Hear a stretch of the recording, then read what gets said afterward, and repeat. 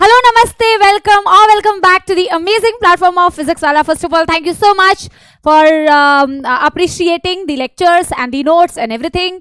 And बहुत अच्छी बात है, आप सब लोग बेटा पढ़ाई कर रहे हैं साथ के साथ और बैकलॉग नहीं इकट्ठा होने का आप लोगों ने वादा किया है. I am very very happy and I am very sure इसी श्रद्धा के साथ में अगर आप पढ़ाई लिखाई करेंगे तो डेफिनेटली डॉक्टर जरूर बनेंगे. तो आज का लेक्चर जो होने वाला है बेटा, that lecture is lecture number 4 and बहुत ही एक बेटा प्यारा टॉपिक. जैसा कि मैंने कहा था, आई am not talking about lactation. जो होमवर्क दिया था करके आए हो, जो मैंने होमवर्क दिया था, मैंने कहा था 11th का थोड़ा सा पढ़ के आना. मैम 11th के नोट्स हमारे पास कहाँ हैं मैम, हम तो मैम समझो मैम, समझा करो मैम, ठीक है. तो आई होप फिर भी तुम बेटा मैं ये बातें नहीं बोलोगे और यही बोलोगे कि हाँ मैम हम देख के आए हैं थोड़ा सा पिट्यूटरी और हाइपोथैलेमस वाला टॉपिक. क्योंकि आज जो मैं लैक्टेशन, देखो ये तो बहुत ही आज का देखा जाए तो आज का हीरो जो है क्लास का वो है oogenesis. I love this topic because it is very very conceptual. I'm sure you guys will also love this topic if you are a fan of concepts. ठीक है, so let's get started without wasting any more time. मैं पानी P लूंगी. Let's get started. पर मुझे समझ नहीं आया आपने क्या बोला. Yes, let's get started with बेटा. पिछली क्लास में हमें मच्छर ने काफी डिस्टर्ब किया था. आई होप इस क्लास में मच्छर हमें बिल्कुल भी डिस्टर्ब ना करे. ठीक है, मैंने पिछली क्लास में पता क्या हुआ था बेटा, मच्छर खा भी लिया था. ठीक है, और फिर मैंने उसको एडिटिंग करवाया. मच्छर जो पार्ट में मैंने मच्छर खाया था, ओ गॉड बेटा ये मच्छर पीछा ही नहीं छोड़ते. तो एनीवे बेटा, let's get started with today's topic. आज का हीरो है क्या, oogenesis. बहुत ध्यान से सुनना, बहुत प्यार से सुनना. एंड मैं oogenesis के अलावा पता नहीं कितना टाइम लेगा, वैसे तो एक कंप्लीट क्लास बेटा oogenesis ही लेती है. लेकिन आज हम लैक्टेशन भी साथ में पढ़ रहे हैं तो मुझे नहीं पता कि कितना कंप्लीट हो पाएगा. आई होप कि ये पूरा कंप्लीट हो जाए. ठीक है, चलो यार बहुत बातें कर ली यार, बहुत बातें शातें करते हो तुम लोग. लैक्टेशन वाला टॉपिक स्टार्ट करते हैं बेटा. लैक्टेशन जो है हमने पिछली क्लास में मैमरी ग्लैंड्स पढ़ा था, अगर आपको याद हो. ऑफ कोर्स एक फंक्शनल मैमरी ग्लैंड बेटा किस में होता है, एक फंक्शनल मैमरी ग्लैंड्स होता है फीमेल मैमल्स में, राइट, दैट इज फंक्शनल. अब अगर बेटा मैं लैक्टेशन की बात करूं तो एनसीईआरटी में पार्चुरेशन और लैक्टेशन वाला जो टॉपिक है वो एकदम एंड में दिया हुआ है, एकदम एंड में दिया हुआ है. बट हम साथ के साथ ही पढ़ते हैं बेटा. मैमरी ग्लैंड्स दिया हुआ है तो लैक्टेशन साथ के साथ ही कवर करना चाहिए. मैं अभी जो चीज आपको बताने वाली हूं बेटा, ये एक ऐसा टॉपिक है जो थोड़ा सा 11th से रिलेटेड है. अगर आप लैक्टेशन वाला टॉपिक खोल के एनसीईआरटी में अभी देखोगे तो उसमें बहुत ज्यादा हार्मोन्स के बारे में बताया नहीं हुआ है, उसमें बहुत ज्यादा हार्मोन का डिस्क्रिप्शन दिया नहीं है. तो आप बोलोगे मैम फिर हम क्यों पढ़ रहे हैं ये, मैम आप हमें क्यों उतना डिटेल में बता रही हो. क्योंकि बेटा इसमें कुछ चीजें जो है वो अगले चैप्टर में काम आएंगी, जो रिप्रोडक्टिव हेल्थ में पढ़ाऊंगी. उसमें एक टॉपिक है बेटा lactational amenorrhoea, absence of menstrual cycle in the female जिन्होंने बच्चे को जन्म दिया होता है 6 महीने के लिए. तो उससे भी रिलेटेड है ये टॉपिक, इसलिए भी बता रही हूँ. और 11th से रिलेटेड है बेटा. तो 11th 12th आपको तो NEET exam as a together देना है ना, 11th अलग 12th अलग थोड़ी है, पूरा कॉन्सेप्ट साथ में आपको आना चाहिए. इसीलिए मैं ये टॉपिक बता रही हूँ क्योंकि ओवरऑल ये आपको आना चाहिए बेटा. ठीक है, ऐसा नहीं है कि यहाँ पे हार्मोन वाला पॉइंट्स दिए नहीं हुए तो ये इंपॉर्टेंट नहीं है, वेरी वेरी वेरी इंपॉर्टेंट. ठीक है, चलो लैक्टेशन वाला टॉपिक समझने के लिए सबसे पहले मैं आपको बेटा एक डायग्राम बता रही हूँ, आपको बनाना भी है. तो इस डायग्राम में मैं आपको पहले दिखाती हूँ. ये आपका hypothalamus, master of master gland, ये आपका वो स्टॉक जिससे आपका हाइपोथैलेमस पिट्यूटरी से कनेक्टेड होता है, इसे इनफंडिबुलम बोलते हैं. पिट्यूटरी के बेटा 2 पार्ट्स होते हैं. एंटीरियर, थोड़ा सा ना मैं छोटा बनाती हूँ क्योंकि ना मुझे नीचे लिखने की जगह चाहिए. तो ये आपका बेटा एंटीरियर पिट्यूटरी और ये आपका पोस्टीरियर पिट्यूटरी इस तरीके से है. एडिनोहाइपोफाइसिस एंड न्यूरोहाइपोफाइसिस नाम होता है. What I said is this is hypothalamus, this is pituitary. चलो मैं तुम्हारे लिए थोड़ी सी एक्चुअली मैं लेबलिंग कर दूंगी ना बेटा, तो जो मुझे एक्चुअल में इस चैप्टर में लिखना है उस चैप्टर के लिए जगह कम बच जाएगी. तो शॉर्ट में लिख रही हूँ anterior pituitary, this is what बच्चों, दिस इज पोस्टीरियर पिट्यूटरी. ठीक है, दिस इज व्हाट बच्चों, दिस इज हाइपोथैलेमस. अगर आप पढ़ के आए हो तो आपने ये देखा ही होगा बेटा कि हाइपोथैलेमस में 2 प्रकार के हार्मोन्स होते हैं, releasing hormones and inhibiting hormones. Releasing hormones and inhibiting hormone जैसे कि कॉर्टिकोट्रोफिक रिलीजिंग हार्मोन, जैसे कि thyroid stimulating hormone releasing hormone, है ना, जैसे कि prolactin releasing hormone, prolactin inhibiting hormone. कुछ hormones releasing, melanocyte stimulating hormone releasing hormone, melanocyte stimulating hormone inhibiting hormone. तो यहाँ पे बेटा releasing types and inhibiting types hormones होते हैं. अब हाइपोथैलेमस के मैं वो 2 हार्मोन्स बता रही हूँ जो आपको यहाँ पे काम में आएंगे, रिलीजिंग टाइप और इनहिबिटिंग टाइप, जो मैं आपको बताने की कोशिश कर रही हूँ। हाइपोथैलेमस के बेटा 2 हार्मोन्स के नाम में लिख रही हूँ, एक लिख रही हूँ PRH और एक मैं लिख रही हूँ बेटा PIH। प्लीज इन नाम को बेटा बहुत ध्यान से देखना, एक भी लेटर इधर उधर होता है तो नाम बदल जाता है। जैसे अगर मैं PRL यहां लिख देती तो वो हो जाता प्रोलैक्टिन, और इसलिए मैं बोल रही थी 11th का पढ़ के आना थोड़ा सा, ताकि आपको एटलीस्ट फुल फॉर्म्स तो पता रहे।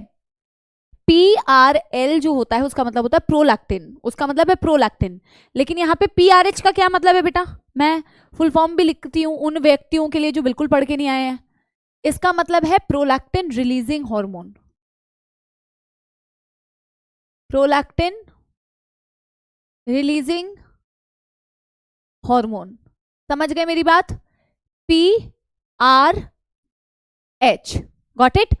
PRH। और प्रोलैक्टिन को खुद शॉर्ट में क्या लिखा जाता है, PRL। प्रोलैक्टिन के लिए क्या वर्ड यूज करते हैं बेटा, PRL वर्ड यूज करते हैं। तो इसका मतलब भी समझ में आ गया, इसका मतलब भी समझ में आ गया, prolactin inhibiting hormone, prolactin inhibiting hormone. जीवन में बेटा नॉर्मल जब फीमेल प्रेग्नेंट नहीं होती है या उसके बेबी नहीं होता है, अगर आप उस टाइम पे देखोगे तो यूजुअली बेटा हमारा जो डोमिनेंट हार्मोन होता है बॉडी के अंदर, that dominant hormone is prolactin inhibiting hormone. हमारी बॉडी में usually during the normal phase of our life, the hormone which is बेटा very very dominant, that hormone is prolactin inhibiting hormone. जिसका नाम releasing hormone है वो hormone को release करवाने के काम में आता है, जिसके नाम में इनहिबिटिंग हार्मोन आ रहा है वो हार्मोन्स को रिलीज नहीं होने देता, इनहिबिट करता है। अगर मैं बोल रही हूँ melanocyte stimulating hormone, releasing hormone क्या करवाएगा, वो मेलानोसाइट स्टिमुलेटिंग हार्मोन को रिलीज करवाने में मदद करेगा।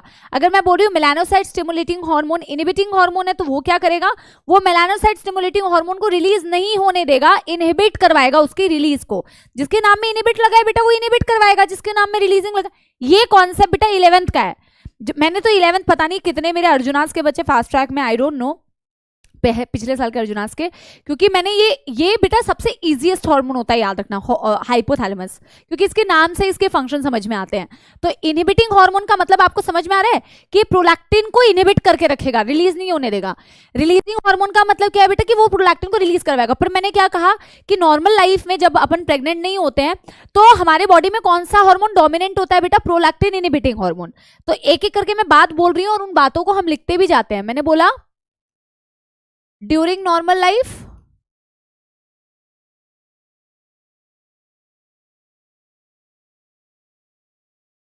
दिस इज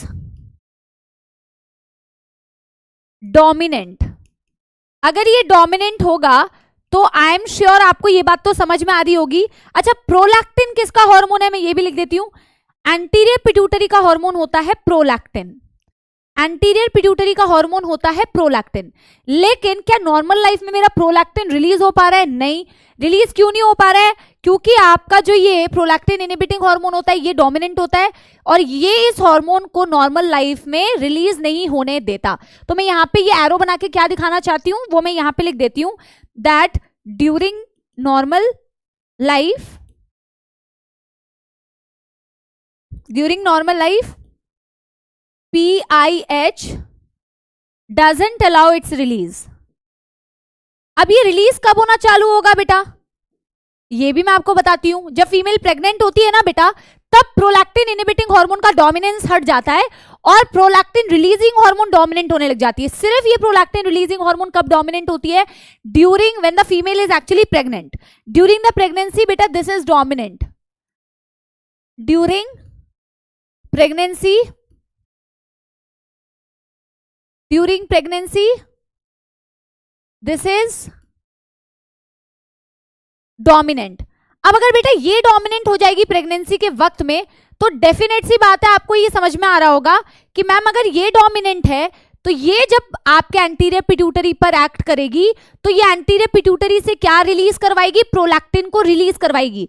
अब 11वीं कक्षा में आपको पढ़ा होना चाहिए था बेटा ऑलरेडी कि प्रोलैक्टिन के क्या काम होते हैं, what is the function of prolactin. अगर ये प्रोलैक्टिन बेटा रिलीज होना चालू हो जाए तो प्रोलैक्टिन के क्या फंक्शन होते हैं, क्योंकि अभी आपने बोला कि प्रेगनेंसी के वक्त में मैम प्रोलैक्टिन इनहिबिटिंग हार्मोन से ज्यादा डोमिनेंट हार्मोन कौन सा है, प्रोलैक्टिन इनहिबिटिंग हार्मोन से ज्यादा डोमिनेंट प्रोलैक्टिन रिलीजिंग हार्मोन है, वो प्रोलैक्टिन को रिलीज करवाने में मदद करेगा फ्रॉम द एंटीरियर पिट्यूटरी। पहले इस पॉइंट को लिखते हैं, हमने बोला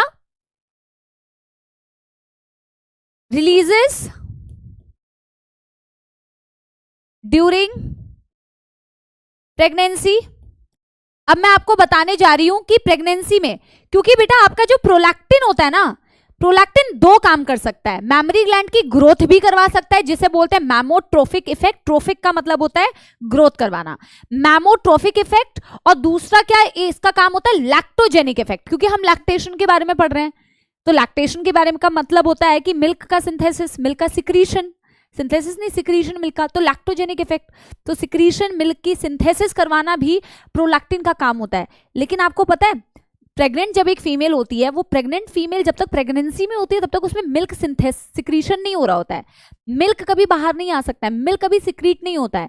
वो तभी होता है बेटा जब फीमेल बच्चे को डिलीवर कर देती है। लेकिन प्रेगनेंसी के वक्त में फीमेल की मेमोरी ग्लैंड की ग्रोथ जरूर दिखती है, वो प्रोलैक्टिन के प्रेजेंस में दिखती है। लेकिन मैम लैक्टोजेनिक इफेक्ट क्यों नहीं दिख रहा होता है प्रेगनेंसी के वक्त में, वो प्रेगनेंसी डिलीवरी के बाद ही क्यों दिखता है, जबकि इसके तो दोनों काम है मैम, ये तो मेमोरी ग्लैंड की ग्रोथ भी करवा सकता है, ये लैक्टोजेनिक इफेक्ट भी दिखा सकता है। फिर प्रेगनेंसी के वक्त में ऐसा क्या होता है कि लैक्टोजेनिक इफेक्ट नहीं दिखा के सिर्फ और सिर्फ मैमोट्रोफिक इफेक्ट दिखाता है।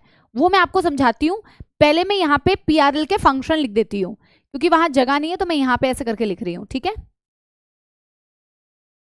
तो ऐसे करके लिखती हूँ कि इसके फंक्शन क्या है बेटा,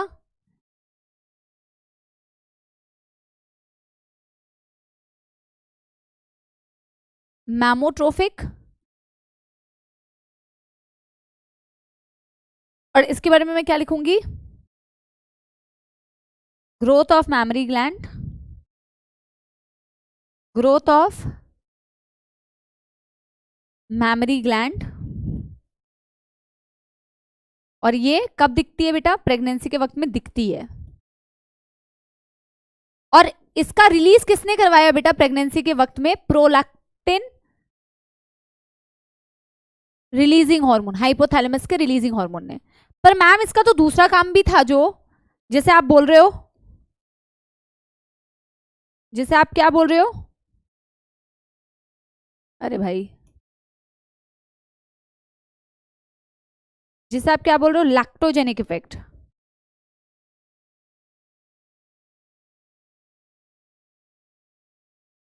मैम ये वाला इफेक्ट क्यों नहीं दिखता है, लैक्टोजेनिक का मतलब क्या होता है, synthesis of milk, but it is not seen during pregnancy, it is not seen during pregnancy as it is inhibited by progesterone।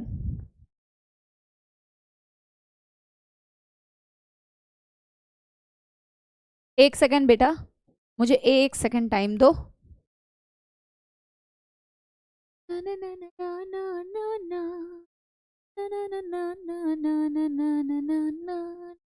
मैंने एक डिवीजन कर दिया ताकि आप कंफ्यूज ना हो कौन सी चीज कहाँ लिखी है। इसको थोड़ा और, कहीं पर तू है,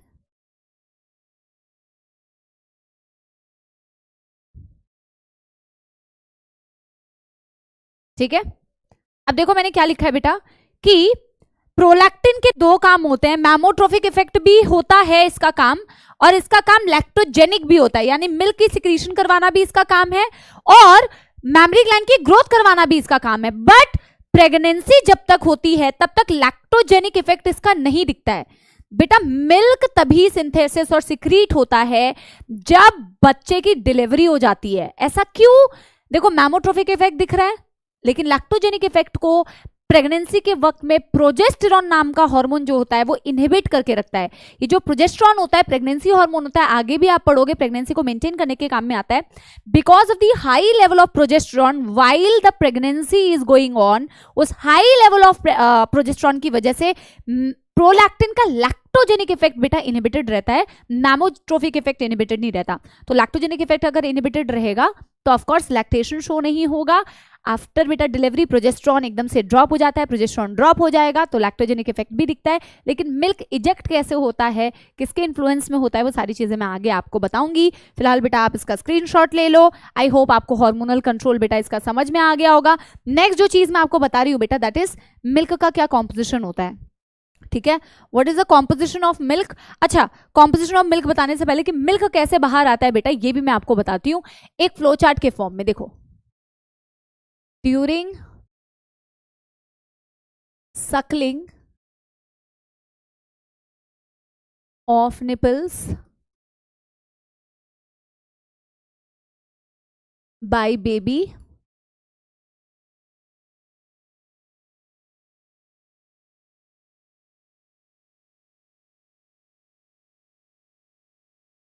signals reach via neuron to hypothalamus,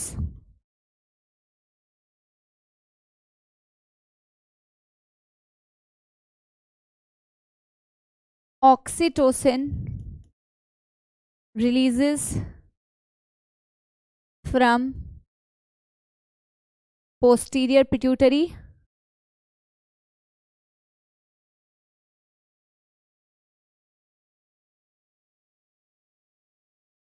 it is milk ejecting hormone, milk ejecting hormone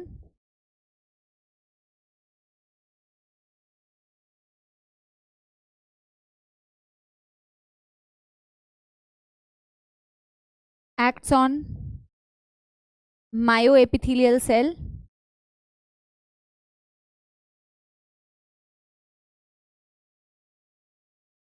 milk come outs, milk come outs नहीं, milk comes out। मैं इस फ्लो चार्ट को अभी आपको समझा रही हूँ, पहले मैंने लिख लिया है।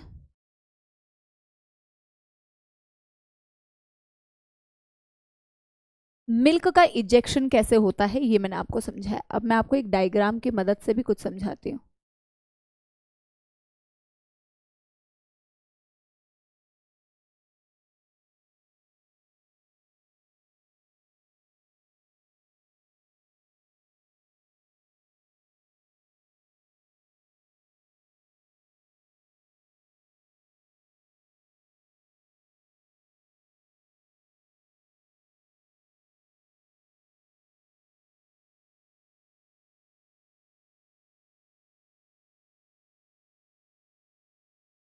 ठीक है, ये क्या है, एपिथेलियल सेल्स ऑफ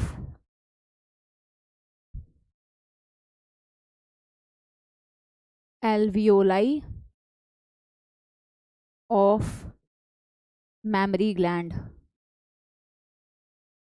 आप मुझे आंसर देंगे, मैं आपसे पूछूंगी। ठीक है, मेरा सवाल आपसे ये है बेटा, मैंने यहाँ पे क्या लिखा है कि मिल्क का इजेक्शन कैसे होता है। मिल्क को सिंथेसिस किसने करवाया, प्रोलैक्टिन ने।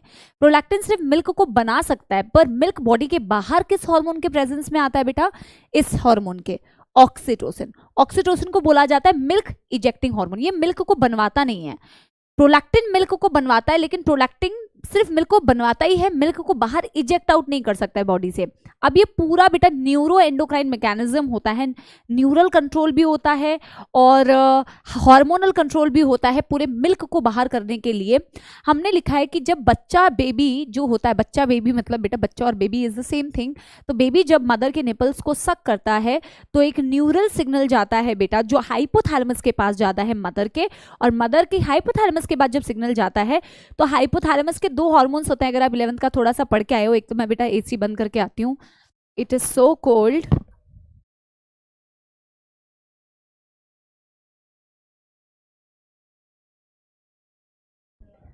Yes, so what I was saying बेटा कि मदर का जो हाइपोथैलेमस से, मेरी ग्रीन टी भी आ चुकी है,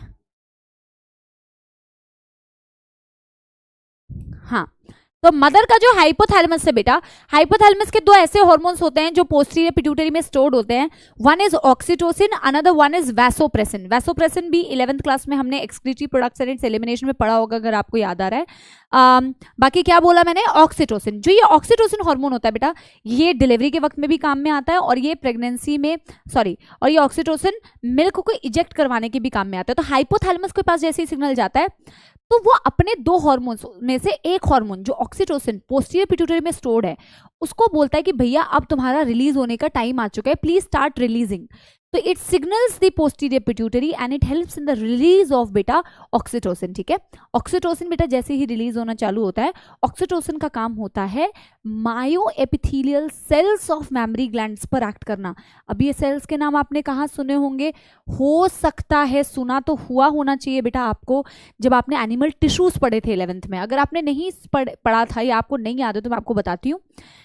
देखो ध्यान से सुनो, यहां तक तो समझ में आया. हाइपोथैलेमस के पास सिग्नल गया, उसने पोस्टीरियर पिट्यूटरी को क्या बोला कि आप क्या रिलीज करना चालू कर दो, आप ऑक्सीटोसिन को रिलीज करना चालू कर दो, क्योंकि अभी ऑक्सीटोसिन की जरूरत है, मिल्क को बाहर आना है. तो बेटा ये मैंने क्या बनाया हुआ है, आपने कल या जो भी पिछला लेक्चर था उसमें पढ़ा था ना, ऐसे आपके पास मेमोरी ग्लैंड्स में लोब्स होते हैं जिन्हें आप मेमोरी लोब्स बोलते हो, और मेमोरी लोब्स के अंदर मेमोरी एल्वियोलाई होती है. ऐसे पढ़ा था स्ट्रक्चर, मैंने यही मेमोरी एल्वियोलाई एक बनाई हुई है. मेमोरी एल्वियोलाई से बेटा मेमोरी टिब्यूल्स निकलते हैं, याद आ रहा है कुछ, ऐसा ही डायग्राम बनाया था. ये मैंने एक मेमोरी एल्वियोलाई को दिखाया हुआ है बेटा, this is one single memory alveoli. Are you all understanding? मैंने क्या दिखाया है, this is a single memory alveoli. और एल्वियोलाई वो स्ट्रक्चर्स थे बेटा जहां मिल्क की सिंथेसिस हो रही होती थी. अगर आपने पिछला क्लास अटेंड किया होगा तो हमने बताया था एल्वियोलाई में मिल्क की सिंथेसिस भी होती है, एल्वियोलाई में मिल्क स्टोर भी हो सकता है. एल्वियोलाई में मैंने ये सेल्स दिखा रखे हैं बेटा, जिन सेल्स की मदद से एल्वियोलाई में मिल्क सिंथेसिस होती है. अब ये सेल्स जो है बेटा एल्वियोलाई के, इन सेल्स को हमने लेबल किया हुआ है, these are the epithelial cells of alveoli. These are the epithelial cells of alveoli, लिखा है हमने एपिथेलियल सेल्स ऑफ एल्वियोलाई. अब ये एपिथेलियल सेल्स से बेटा मिल्क सिक्रीट होगा, सिंथेसिस होगा, लेकिन कौन सा हार्मोन इस पर एक्ट करेगा तो मिल्क की सिंथेसिस करवाएगा, जल्दी से बताओ. यही मैं आपसे पूछ रही थी. मैंने बोला ये आपकी एल्वियोलाई है, एल्वियोलाई में बेटा ये सेल्स है, मिल्क यहाँ पे बेटा ऐसे सिक्रीट होता है. किसने सिक्रीट किया मिल्क को, इन सेल्स ने, इन एपिथेलियल सेल्स ने जो आपकी एल्वियोलाई में प्रेजेंट है. लेकिन इसके ऊपर कौन सा हार्मोन एक्ट करेगा बेटा, कौन सा हार्मोन मिल्क की सिंथेसिस करवाता है, प्रोलैक्टिन. जब ये प्रोलैक्टिन इन एपिथेलियल सेल्स पर एक्ट करेगा तब मिल्क की सिंथेसिस होगी. ये मैंने इस फ्लो चार्ट में नहीं लिखा हुआ है, ये मैं आपसे पूछ रही हूँ जो पहले अभी पढ़ा था. लेकिन बेटा आपको मिल्क को अब इजेक्ट करना है. अब मिल्क को अगर इजेक्ट करना है तो आपको डेफिनेटली इस बेटा इसको पिचकाना पड़ेगा, तभी तो मिल्क बेटा यहां से बाहर की तरफ निकल पाएगा, मेमोरी टिब्यूल में, फिर मेमोरी डक्ट में, फिर मेमोरी एम्प्यूला में, फिर लैक्टिफेरस डक्ट में, फिर बाहर आएगा. तुम्हें इसको पिचकाना है. इसको पिचकाओगे कैसे बेटा, साइड में ये सेल्स मैंने बनाई हुई है ग्रीन कलर से, ये स्पिंडल शेप सेल्स होती है जिन्हें बोला जाता है मायो epithelial cells. These are mayo epithelial cells, these are mayo epithelial cells जो आपकी एल्वियोलाई के साइड में प्रेजेंट है. इसके ऊपर कौन एक्ट करता है बेटा, मिल्क इजेक्टिंग हार्मोन ऑक्सीटोसिन. इसके ऊपर कौन एक्ट करता है बेटा, मिल्क इजेक्टिंग हार्मोन जिसे हम क्या बोलते हैं, ऑक्सीटोसिन. ऑक्सीटोसिन जब इसके ऊपर एक्ट करेगा बेटा तो आपकी मेमोरी एल्वियोलाई से पिचक जाएगी, मेमोरी एल्वियोलाई से पिचक जाएगी तो मिल्क इजेक्ट हो जाएगा, क्योंकि बेटा मायो एपिथेलियल सेल्स इसके साइड में प्रेजेंट है. ये कॉन्ट्रैक्ट करेंगे जैसे ही इनके ऊपर ऑक्सीटोसिन एक्ट करेगा, ये कॉन्ट्रैक्ट करेंगे तो ये एल्वियोलाई को पिचकाएगा, एल्वियोलाई पिचकेगी तो milk will be ejected outside. ये खूबसूरत सा मैकेनिज्म एनसीईआरटी में दिया नहीं हुआ इतनी डिटेल में, बट आप एमबीबीएस करोगे तो ऑफकोर्स आप वहां पे भी पढ़ोगे. अगर आपको ये वाला चीज नहीं पढ़ना है बेटा इट्स ओके, ये डायग्राम बेस्ड एनसीईआरटी, ये डायग्राम सिर्फ इसलिए बनाया जा रहा है ताकि आपको कॉन्सेप्ट विजुअलाइज करने में ज्यादा आसानी हो. बाकी ये फ्लो चार्ट आपको याद रखना है, ठीक है, कि oxytocin is release from posterior pituitary, it is milk ejecting hormone, it act on myo epithelial cells and milk is coming outside. देखो ये पूरा बेटा एनसीईआरटी में दिया हुआ है, ये फ्लो चार्ट एनसीईआरटी में दिया हुआ है. तो अगर आप मुझसे ये पूछोगे मैम ये फ्लो चार्ट याद करना है क्या, एब्सोल्युटली याद करना है, ये एनसीईआरटी में गिवन है, ठीक है. लास्ट बेटा लैक्टेशन से रिलेटेड जो चीज मुझे आपको बतानी है दैट इज मिल्क का कॉम्पोजिशन. कि मिल्क का क्या कॉम्पोजिशन होता है। अगेन ये तो थ्योरी है बेटा, क्वाइट इजी, कि what is the composition of milk. इसको लिख लो फटाफट से। आई होप इसको तुमने पॉज करके बेटा लिख लिया होगा। मैं एक बारी साइड हो जाती हूँ ऐसे करके, आई होप ये आपने लिख लिया होगा। इसको पॉज करके एक बारी लिख लो, ठीक है। चलो, मिल्क का क्या कॉम्पोजिशन है पहले मैं लिख लेती हूँ, फिर बताती जाती हूँ बेटा। इसको तो रीड ही करना है simply. First milk is called, first milk is called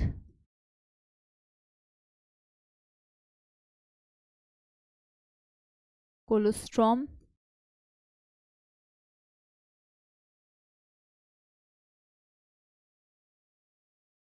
slightly yellowish,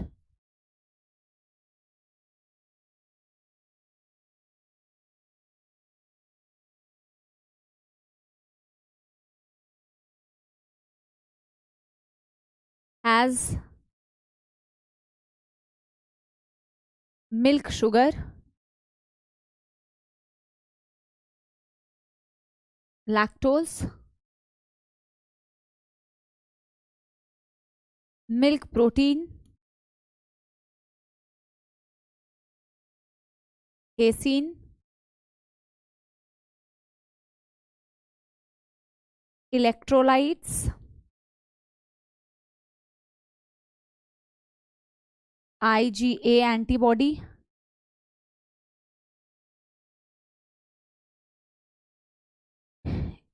immunoglobulin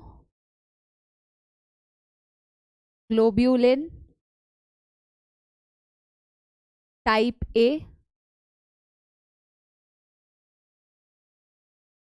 poor iron content, content नहीं बेटा, content, poor fat। बेटा देखो क्या लिखा है हमने, हमने लिखा है कि जो पहला मिल्क होता है वो स्लाइटली येलोइश इन कलर होता है। ऑफ कोर्स वो बच्चे के लिए बहुत ज़्यादा ज़रूरी होता है बेटा। इनिशियल फेज ऑफ लैक्टेशन का जो मिल्क होता है बच्चे के लिए बहुत ज़्यादा ज़रूरी होता है, क्योंकि उसमें बहुत अच्छी खासी क्वांटिटी में एंटीबॉडी होती है। ह्यूमन हेल्थ एंड डिजीजेस जब मैं आपको पढ़ाऊंगी तो आप वहाँ पे देखेंगे बेटा कि मदर जो है मुफ्त मुफ्त मुफ्त मुफ्त में कितनी सारी एंटीबॉडीज बेबी को दे रही होती है। We should be thankful, not just because mother is giving us antibodies, also because उनने हमें यूट्रस के अंदर बेटा 9 मंथ्स तक रखा, और वो हमें सिर्फ यूट्रस के अंदर नहीं पालती है बेटा, वो जीवन भर हमें पालती हैं। और मदर और फादर, एंड आई स्पेशली से मदर, पता नहीं आप कहोगे कि मैम इज बायस्ड, बट उनका जो प्यार होता है बहुत ज़्यादा अनकंडीशनल एंड डिफरेंट लेवल का प्यार होता है। एंड मदर एंड फादर दोनों ही बेटा बच्चों के लिए अनकंडीशनल तरीके से चीज़ें करते हैं। तो कभी अगर माँ बाप कुछ बोल भी देते हैं तो उनकी बातों का बुरा नहीं मानना चाहिए। ठीक है, वो सही है या गलत है बेटा, वो डिसीजन आप बाद में लेना, बट येस कभी कभी वो अगर कुछ बोल दे तो उसको दिल में आप अंदर संभालो बेटा, ठीक है, एब्जॉर्ब कर लो और उनको कुछ मत बोलो, ठीक है। Because at the end of the day parents जो भी आपको बोलते हैं वो यही सोच के बोलते हैं कि वो आपका अच्छा ही कुछ होगा। वो कभी वो दे आर द पर्सन बेटा, और आपके टीचर्स भी बेटा दे आर द पीपल जो आपको कभी भी ऐसी कोई चीज़ नहीं बोलेंगे जिससे उनको कुछ फ़ायदा हो रहा हो। वो हमेशा या फिर आपका कुछ नुकसान हो रहा, अपना फ़ायदा तो छोड़ दो, या आपका कुछ नुकसान हो रहा है, they will always give you right advice, ठीक है। तो एनीवे उस बात पे नहीं जाते हैं। हमने बोला मदर्स फर्स्ट मिल्क जो होता है उसे कोलेस्ट्रॉल बोला जाता है, स्लाइटली येलोइश होता है। मिल्क में बेटा मिल्क शुगर होता है जिसे लैक्टोज बोलते हैं, मिल्क प्रोटीन होता है जिसे केसिन बोलते हैं, बहुत अच्छे खासे अमाउंट में बेटा इलेक्ट्रोलाइट्स होती है मिल्क में। इम्यूनोग्लोबुलिन का ये जो टाइप है, जैसा कि मैं बोलती थी ह्यूमन हेल्थ एंड डिजीज में आप पढ़ोगे, ये बच्चे को इम्यूनिटी प्रोवाइड करती है बेटा, IgA इम्यूनोग्लोबुलिन। आप आगे पढ़ोगे बेटा different types of immunoglobulins are there, IgA, IgM, IgG, IgD, IG whatever, ठीक है। तो IgE एलर्जी के केस में, तो IgA टाइप की जो इम्यूनोग्लोबुलिन होती है यहाँ पे याद रखो, आगे जब मैं आपको पढ़ाऊंगी तो आपसे पूछूंगी भी। IgA इम्यूनोग्लोबुलिन जो होता है बेटा आपके मदर्स के मिल्क में होता है, मदर्स मतलब मदर के मिल्क में होता है। आयरन कंटेंट पुअर होता है, फैट कंटेंट बेटा मिल्क में पुअर होता है। So here we have completed बेटा which topic, here we have completed the topic of lactation. हमने फीमेल रिप्रोडक्टिव सिस्टम कंप्लीट कर लिया, हमने मेल रिप्रोडक्टिव सिस्टम कंप्लीट कर लिया है। दो बहुत ही बड़े बड़े टॉपिक बेटा अगले हैं, लेकिन वो टॉपिक्स बहुत इजी और अच्छे हैं, कॉन्सेप्चुअल है जैसा कि मैंने कहा था। तो next topic that we are going to start, बेटा अपने अंदर एनर्जी स्टार्ट कर लो, मैं भी थोड़ा पानी पी लेती हूँ। We are going to start with the topic of gametogenesis of female. Means बेटा we are going to talk about oogenesis. अब जैसे कि बेटा मेल का आपको बहुत पसंद आया था, आपने बहुत तारीफें की थी कमेंट सेक्शन में, मज़ा आया आपको. आई होप कि आपको इसमें भी मज़ा आना चाहिए. लेकिन मेल का तो बेटा हमने सस्ते में निपटा दिया. सस्ते में निपटा दिया मतलब बता, वो तो बहुत ईजी था. स्पर्मेटोगोनिया होता है, स्पर्मेटोगोनिया से प्राइमरी स्पर्मेटोसाइट, प्राइमरी से सेकेंडरी स्पर्मेटोसाइट, सेकेंडरी से टर्शरी स्पर्मेटोसाइट. टर्शरी स्पर्मेटोसाइट कुछ नहीं होता, टर्शरी फॉलिकल होता है यहाँ पे. स्पर्मेटेड और स्पर्मेटेड से स्पर्म. लेकिन यहाँ पे प्रोसेस थोड़ा सा इतना आसान नहीं है, ठीक है. यहाँ पे थोड़ी सी चीजें ज्यादा डिटेल्ड में है, क्योंकि बेटा oogenesis definitely it's a gamete formation process in the females. Of course ये हम एक दो पॉइंट्स इसके बेसिक लिख सकते हैं. Gamete formation process in female. और एक चीज और, हमने वो डिफरेंसेस में लिखा हुआ है वैसे तो, लेकिन आप वापस से लिख सकते हैं. जब मैंने गेमिटोजेनेसिस स्पर्मेटोजेनेसिस के बीच में डिफरेंस लिखवाया था, दैट ये जो होता है बेटा it starts during the embryonic life. ये एम्ब्रियोनिक लाइफ में ही चालू हो जाता है.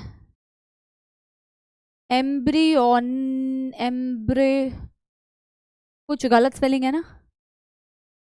It start during the embryonic life. ये एम्ब्रियोनिक लाइफ में ही स्टार्ट हो जाता है बेटा, ये फीटल लाइफ में ही स्टार्ट हो जाता है. ये बात आपको याद रखनी है. और ये स्टॉप हो जाता है at a certain age, that is menopause. Points हमने लिखे हुए बेटा, अब वो वाला पॉइंट भी घुमा के वापस से नहीं लिख रही हूँ. लेकिन जो स्पर्मेटोजेनेसिस होता है बेटा वो स्टार्ट होता है प्यूबर्टी के टाइम पे, and it continues throughout the life. Let me have a little sip of my pani and then I will start. Okay, एक सेकेंड.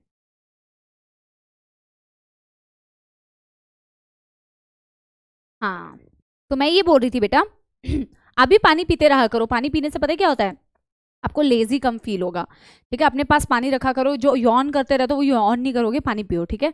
बाकी मैं एक गाना सुना देती हूँ आपको, क्योंकि लाइव सेशन में तो हम गाना सुनाते रहते हैं, लेकिन रिकॉर्डेड सेशन में बच्चे कहते हैं अरे मैम रिकॉर्डेड सेशन में आप गाना नहीं सुनाती हो. तो मैंने पिछली क्लास में एक रुक जाना नहीं, एक मैं अब थोड़ा हल्का गाना, प्यारा गाना सुना देती हूँ जो आप लोग रिलेट करोगे. अगर आप लोग किस चीज़ के बारे में सोचो, आप सोचोगे किताबों के बारे में, आप सोचोगे बुक्स के बारे में, आप सोचोगे MBBS कॉलेज के बारे में, अगर आप सोचोगे नीट के एग्जाम के बारे में, आप सोचोगे नीट के क्वेश्चन पेपर के बारे में, तो आप उसको सोच के अगर गाना गाओगे तो आप भी ये गाना रिलेट कर पाओगे, ठीक है. मैं भी वही सोच के गा लेती हूँ, ठीक है. और थोड़ा सा आपका मूड लाइट भी हो जाएगा. वैसे अभी हमने आधा ही घंटा पढ़ा है, ठीक है, बट कोई बात नहीं. तो गाना कुछ इस प्रकार से है. तारीफें अगर तुम नहीं करोगे ना बेटा गाने की, तो अगली क्लास में गाना नहीं दूंगी. तो गाने के बोल कुछ इस प्रकार हैं. तू ही तू हर जगह आजकल क्यों है, तू ही तू हर जगह आजकल क्यों है, रास्ते हर दफा मुझसे तेरा पता, मुझसे पूछे भला क्यों है, इतना तो बता मौसमों की तरह तू बदलता गया क्यों है. ओ हो. तो तुम नीट के पेपर से कह रहे हो तेरी मेरी आधी है कहानी, तेरी मेरी बाकी है कहानी, आ गई वो मोड़ पर तू गया जो, छोड़ कर मेरे दिल को तोड़ कर क्या मिल गया. अगर पढ़ाई करोगे तो डेफिनेटली ना वो पेपर तुम्हें छोड़ के जाएगा, ना तुम्हारा पेपर वो दिल तोड़ के जाएगा. तो ढंग से बेटा पढ़ाई करनी है और आपको उसको हासिल करना है और मेडिकल कॉलेज में जाना है. आपका काफ़ी मूड फ्रेश हो गया होगा बेटा. इससे ज़्यादा मैं अपनी मतलब संगीत की क्या बोलते हैं उसको, टैलेंट और नहीं दिखा सकती बेटा. वापस से टॉपिक पे आते हैं, ठीक है. चलो मैम आपको ही मन कर रहा था गाने का, आपने हमें सुना दिया, ठीक है. चलो गैमीट फॉर्मेशन. अब बेटा oogenesis ना, oogenesis में एक ई भी मिस हो गया है, ठीक है. हाँ, oogenesis का जो प्रोसेस है बेटा, why it is a little bit elaborative topic is because यहाँ मेल्स में देखो, मैं तुम्हें अभी मैं सिर्फ बेसिक्स बता रही हूँ. बेसिक्स समझना ज्यादा जरूरी है, वो प्रोसेस का रट्टाफिकेशन नहीं करना है. अगर बेसिक्स समझ गया तो वो process will be halwa for all of you guys. तो जो मैं बेसिक्स बता रही हूँ उस पर बेटा ध्यान देके सुनना है, ठीक है. उसको ध्यान से सुनना है, वो प्रोसेस क्लियर हो जाएगा. अभी सिर्फ सुनो, सुनने में फोकस करो. मेल्स के केस में जैसे बेटा हम मेल जर्म सेल से स्टार्ट करते हैं ना, हम बोलते हैं स्पर्मेटोगोनिया होता है. इसको लिखना नहीं है, सिर्फ रिलेट करना. स्पर्मेटोगोनिया होता है, वैसे हम फीमेल में बोलेंगे कि क्या होता है, ऊगोनिया होता है। जैसे हम मेल्स के केस में बोलते हैं बेटा प्राइमरी स्पर्मेटोसाइट होती है, फिर क्या होती है, प्राइमरी स्पर्मेटोसाइट के बाद सेकेंडरी स्पर्मेटोसाइट होती है ना। फिर हम बोलते हैं कि स्पर्मेटिड होता है, फिर हम क्या बोलते हैं बेटा, स्पर्म्स होते हैं, ऐसा ही कुछ बोलते हैं हम, राइट बेटा, इसी तरीके से पढ़ा था। फीमेल्स में भी कुछ इस तरीके से होंगी चीजें। आप ऊगोनिया के बाद पढ़ोगे प्राइमरी ऊसाइट, फिर आप प्राइमरी ऊसाइट के बाद पढ़ोगे बेटा सेकेंडरी ऊसाइट, लेकिन सेकेंडरी ऊसाइट के बाद आप पढ़ोगे बेटा क्या, डायरेक्टली ओवम, आप ऐसे पढ़ोगे, ठीक है। एक और डिफरेंस ये बेटा कि यहाँ पे आपको ये फीमेल की डेवलपिंग गेमीट्स के अलावा भी एक चीज के बारे में पढ़ना है, जिनको हम बोलते हैं बेटा फॉलिकल्स। जैसा कि मैंने पिछली क्लास में भी थोड़ा सा आपको एक्सप्लेन करने की कोशिश की थी कि जैसे आपके पास एक गिफ्ट होता है और गिफ्ट के ऊपर एक रैपर होता है, वैसे ही मेल्स के केस में ऐसा नहीं है, लेकिन फीमेल्स के केस में ये सारी चीजें हैं गिफ्ट, और गिफ्ट के अराउंड कवरिंग है, गिफ्ट रैप है, वो रैप होता है फॉलिकल। कुछ फूल जैसे ऐसे स्ट्रक्चर्स बेटा, फ्लावर लाइक स्ट्रक्चर्स आप समझ सकते हो, जिनके अंदर आपका डेवलपिंग एग होता है। जैसे कि मैं आपको जब पढ़ाऊंगी आगे तो मैं बताऊंगी primary oocyte is present inside primary follicle, it is present inside secondary follicle also. फिर मैं आपको बताऊंगी secondary oocyte is present inside the tertiary follicle, it is also present inside the Graafian follicle, ठीक है। तो क्योंकि बेटा ये डेवलपिंग एग्स हैं, और ये डेवलपिंग एग्स किसके अंदर प्रेजेंट होते हैं, फॉलिकल्स के अंदर प्रेजेंट होते हैं। फॉलिकल कितने टाइप के हो सकते हैं, प्राइमरी फॉलिकल, वैसे प्राइमोर्डियल फॉलिकल से स्टार्ट करते हैं, आपके एनसीईआरटी में प्राइमोर्डियल दिया नहीं है, primordial follicle, primary follicle, secondary follicle, tertiary follicle, Graafian follicle. जब वो रप्चर हो जाता है तो ओव्यूलेशन हो जाती है, फिर कॉर्पस ल्यूटियम एंड एक्सेट्रा सब कुछ बनता है। तो हम बेटा स्ट्रेट अवे ये स्टार्ट नहीं कर रहे हैं, हम सबसे पहले oogenesis की प्रोसेस स्टार्ट नहीं कर रहे हैं। हम सबसे पहले क्या देखेंगे, हम सबसे पहले देखेंगे इन फॉलिकल की शक्ल कैसी दिखती है। बिल्कुल पेशेंस के साथ में सुनना, मैंने आपसे वादा किया है, मैं आपसे प्रॉमिस करती हूँ लेक्चर खत्म होने के बाद अगर आपने ध्यान से सुना ना, अटेंशन के साथ में सुना, आपको एक भी डाउट नहीं होगा। और आप जैसे जैसे इसको अभी पढ़ना स्टार्ट करेंगे ना बेटा, थोड़ा थोड़ा, क्योंकि आपने अगर किसी ने कभी नहीं पढ़ा है तो थोड़ा सा हो सकता है कि आपको लगे कि थोड़ा कम समझ में आ रहा है कि मैम रिलेट हो सकता है, ऐसा नहीं है कि आपको नहीं आएगा, मैक्सिमम बच्चे कैच कर जाएंगे, बट कुछ बच्चों को अगर लगेगा तो आप पेशेंस रखना। कई टॉपिक्स ऐसे होते हैं ना बेटा जो धीरे धीरे स्टेप बाय स्टेप चलते चलते आपको समझ आते और जाते हैं, और ज्यादा समझ में आते जाते हैं। आप समझ रहे हो ना मेरी बात, क्योंकि मैं रिकॉर्डेड सेशन में आपकी फीलिंग बेटा कैसे समझूं, है ना। तो I hope you all got my point कि मैं बताना क्या चाह रही थी। सबसे पहले बेटा हम कौन सी चीज करेंगे, हम फॉलिकल का स्ट्रक्चर बनाएंगे। और याद है मैंने आपको पिछली क्लास में बोला था ओवरी के बारे में, हमने सिर्फ अभी बेसिक कुछ किया है। मैं ओवरी के अंदर वो फॉलिकल्स को प्लेस करके दिखाऊंगी। फॉलिकल्स कौन से साइड में डेवलप कर रहे होते हैं, बाहर की साइड में, कॉर्टेक्स एरिया में, याद है। और मेड्यूला वो वाला एरिया था जहाँ ब्लड वेजल्स और नर्व्स वगैरह आपको दिखते हैं। तो आज मैं ओवरी का वो स्ट्रक्चर भी बनाऊंगी, क्योंकि वो स्ट्रक्चर में भी बेटा आइडेंटिफिकेशन के लिए आ सकता है, ठीक है। तो मैं क्या करती हूँ बेटा, यहाँ पे क्या चालू करती हूँ, स्ट्रक्चर ऑफ द फॉलिकल्स। थोड़ी सी गर्मी लग रही है, एक सेकेंड। आप बोलोगे मैम कभी आप एसी चालू करवाते हो, कभी आप एसी बंद करवाते हो, कभी आपको गर्मी लगती है, कभी आपको ठंडी लगती है, कहना क्या चाहते हो मैम। बेटा यही तो, ये मौसम ही ऐसा है बेटा कि कभी गर्मी कभी ठंडी, कभी कुछ लग रहा होता है, ठीक है। स्टार्ट करें फिर, यस एवरीवन। चलो हम क्या डाल रहे हैं बेटा, हेडिंग, आप यहीं पे मैं हेडिंग डाल दे रही हूँ, स्ट्रक्चर ऑफ फॉलिकल। बेटा सुंदर सुंदर diagram banana,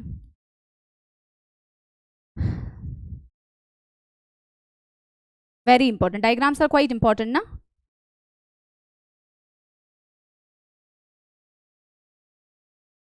structure of follicle, चलो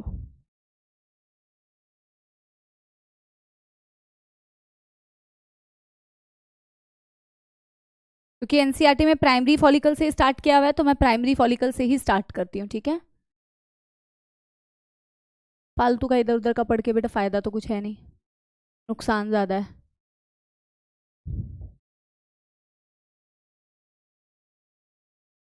ये डायग्राम जब बन जाता है तो बच्चों को एक्चुअल में बहुत पसंद आता है। बच्चे कहते हैं मैम रंगोली लग रही है।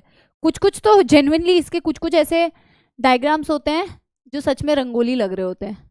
अरे यार भाई एक काम करती है ना, हाँ बस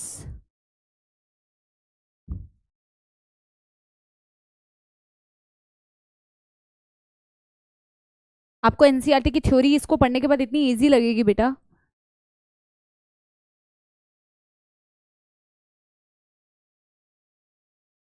बेटा फॉलिकल्स वो स्ट्रक्चर्स हैं जिनके अंदर क्या प्रेजेंट है बेटा, जिसके अंदर oocyte प्रेजेंट है, यही बोला ना मैंने।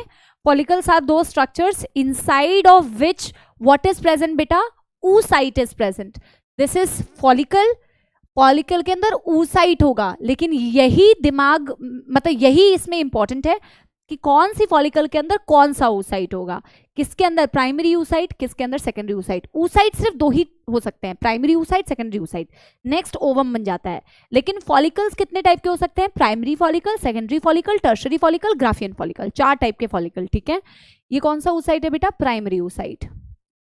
लेकिन आप कैसे आइडेंटिफाई करोगे, सिर्फ इस चीज से आइडेंटिफाई नहीं कर सकते हो कि अच्छा प्राइमरी फॉलिकल है यानी कि उसकी आइडेंटिफिकेशन होगी कि उसके अंदर प्राइमरी oocyte प्रेजेंट है, नहीं, this is not the identification of primary follicle. उसको आइडेंटिफाई करना होता है उसकी बाकी शक्लें देख के, ठीक है। बाकी शक्ल क्या देखोगे कि उसके अराउंड मैंने एक सिंगल लेयर ऑफ कुछ सेल्स बना रखी हैं, these cells are called as granulosa cell. Single layer, एक सिंगल लेयर है बेटा, मैंने मल्टीपल लेयर नहीं बनाई है। Single layer of which cells बेटा, single layer of granulosa cells. आगे मैं आपको यहाँ पे लिखवा दूंगी। आपको पता है ग्रैन्युलोसा सेल्स का क्या काम होता है, फीमेल्स में जो ईस्ट्रोजन बन रहा होता है, और ये मेंस्ट्रुअल साइकिल में भी बेटा अभी काम में आएगा। फीमेल्स में जो ईस्ट्रोजन हार्मोन होता है बेटा, और मेंस्ट्रुअल साइकिल के वक्त में भी ईस्ट्रोजन के कई सारे पीक आते हैं, आप आगे देखोगे भी। तो फीमेल्स में ये जो ईस्ट्रोजन की सिंथेसिस होती है बेटा, that oestrogen is actually secreted by these granulosa cells. So these granulosa cells are responsible for secreting which hormone, oestrogen. ये ईस्ट्रोजन सिक्रीट करते हैं, ये मैं आगे लिखूंगी। लेकिन अभी आपको प्राइमरी फॉलिकल की शक्ल समझ में आ गई। इसकी शक्ल कैसी दिखती है, सुंदर दिखती है, ठीक है। लेकिन इसकी शक्ल में क्या दिखता है, single layer of granulosa cells दिखती है मैम, और अंदर कौन सा oocyte दिखता है ma'am, primary oocyte, that's it. Next हम बेटा किसकी शक्ल बनाने वाले हैं, सेकेंडरी oocyte की। तो चलो सेकेंडरी oocyte बनाया जाए।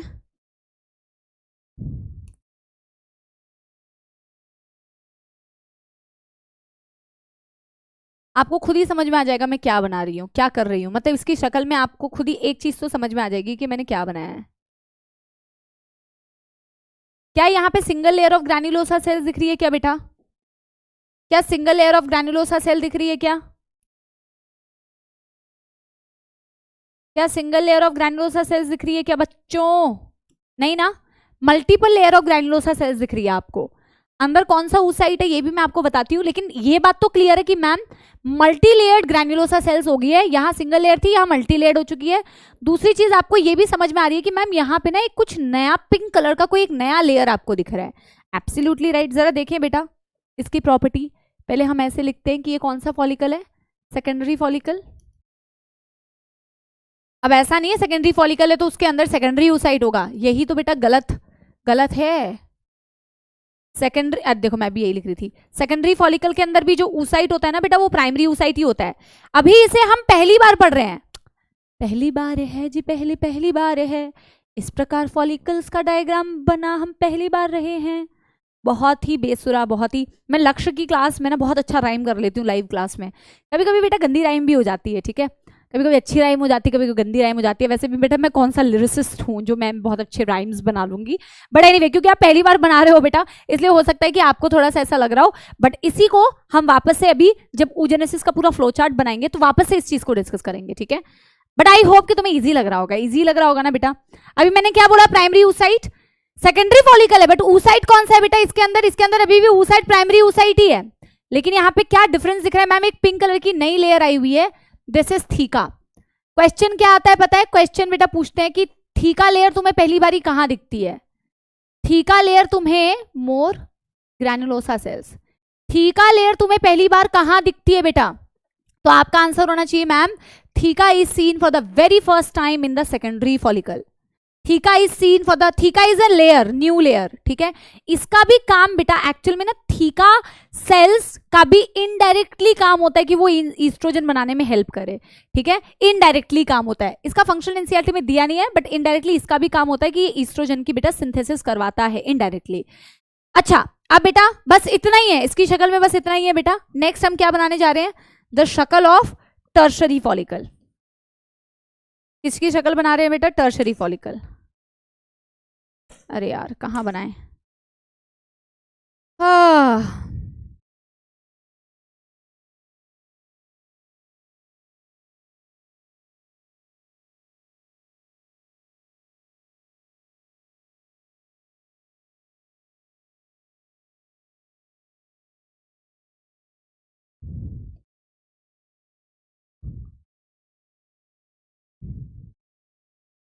अरे भाई ये इतना बड़ा।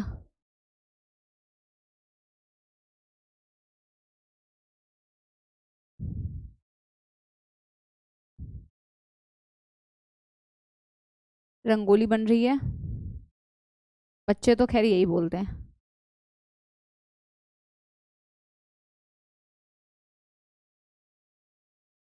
चलो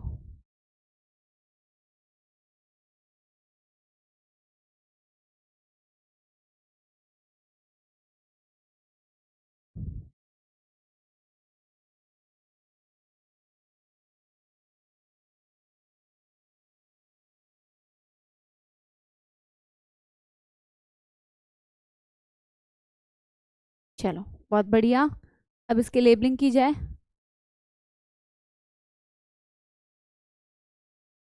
दिस इज विच फॉलिकल बच्चों? This is tertiary follicle. ठीक है, इसमें तुम्हें काफी सारी नई चीजें दिख रही है, मैं समझाती जाती हूँ। दिस इज, अरे भाई, theca externa. This is theca interna. Granulosa cells तो वही है। Antrum.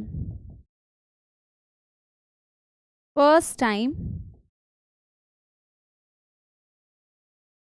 Fluid filled cavity seen. ये कौन सा oocyte है? प्राइमरी और सेकेंडरी oocyte। मैं ये पॉइंट तो बेटा इतना ज्यादा इंपॉर्टेंट है जो मैंने यहाँ लिख कर रखा है, इसको स्टार मार्क करो क्योंकि आगे मैं पूछूंगी भी काम आएगा। अब देखो बेटा, मैं वापस से शुरू बता रही हूँ। प्राइमरी फॉलिकल की शक्ल में तुम्हें क्या दिख रहा होता है? Single layer of granulosa cell and which oocyte बेटा? Primary oocyte। जब प्राइमरी फॉलिकल कन्वर्ट होता है किसके अंदर बेटा? सेकेंडरी फॉलिकल के अंदर, तो तुम्हें और भी ज्यादा ग्रैन्युलोसा सेल दिखती है, more number of granulosa cell. oocyte अभी भी वही रहता है, प्राइमरी oocyte, और एक नई लेयर तुम्हें दिखती है जिस लेयर को आप बोलते हो थीका लेयर। जब सेकेंडरी फॉलिकल कन्वर्ट होता है बेटा टर्शरी फॉलिकल में, तो तुम्हें दिखता है ग्रैन्युलोसा सेल्स तो वैसी दिख रही है, लेकिन बीच में एक कैविटी फॉर्म हो जाती है बेटा। Star mark again, very very important, क्योंकि क्वेश्चन में पूछते हैं। For the very first time the antrum, the fluid filled cavity is seen in which follicle? So that follicle is बेटा टर्शरी फॉलिकल। एक तो एंट्रम बेटा पहली बारी किस में दिखता है? एंट्रम पहली बारी टर्शरी फॉलिकल में दिखता है, एक कैविटी दिखती है आपको ग्रैन्युलोसा सेल्स के बीच में। इसके अलावा आपको ये दिख रहा है कि मैम थीका लेयर भी यहाँ पे डिवाइडेड हो चुकी है। थीका लेयर दो पार्ट्स में डिवाइड हो जाती है टर्शरी फॉलिकल के अंदर, एनसीईआरटी में गिवन है। ऑल ऑफ दिस इज बेटा given in NCERT, all the structures are given in NCERT. Theca divide हो जाती है into theca externa, theca interna, as simple as that. ये फॉलिकल्स की शक्ल पता होना बहुत बहुत बहुत ज्यादा जरूरी बेटा, ठीक है। आखिरी फॉलिकल मैं बनाने जा रही हूं, दैट फॉलिकल इज बेटा ग्राफियन फॉलिकल, जो सबसे मेच्योर फॉलिकल होती है। इससे ज्यादा फॉलिकल मेच्योर नहीं हो सकती बेटा, this is the last stage. जो सबसे ज्यादा मेच्योर फॉलिकल होती है वो कहलाती है ग्राफियन फॉलिकल। तो उसकी शक्ल बनाते हैं।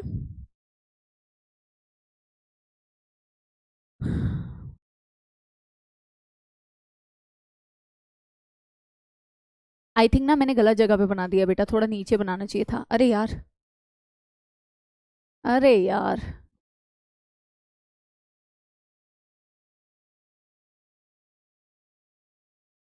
और थोड़ा नीचे बनाती हूँ ये, ठीक है।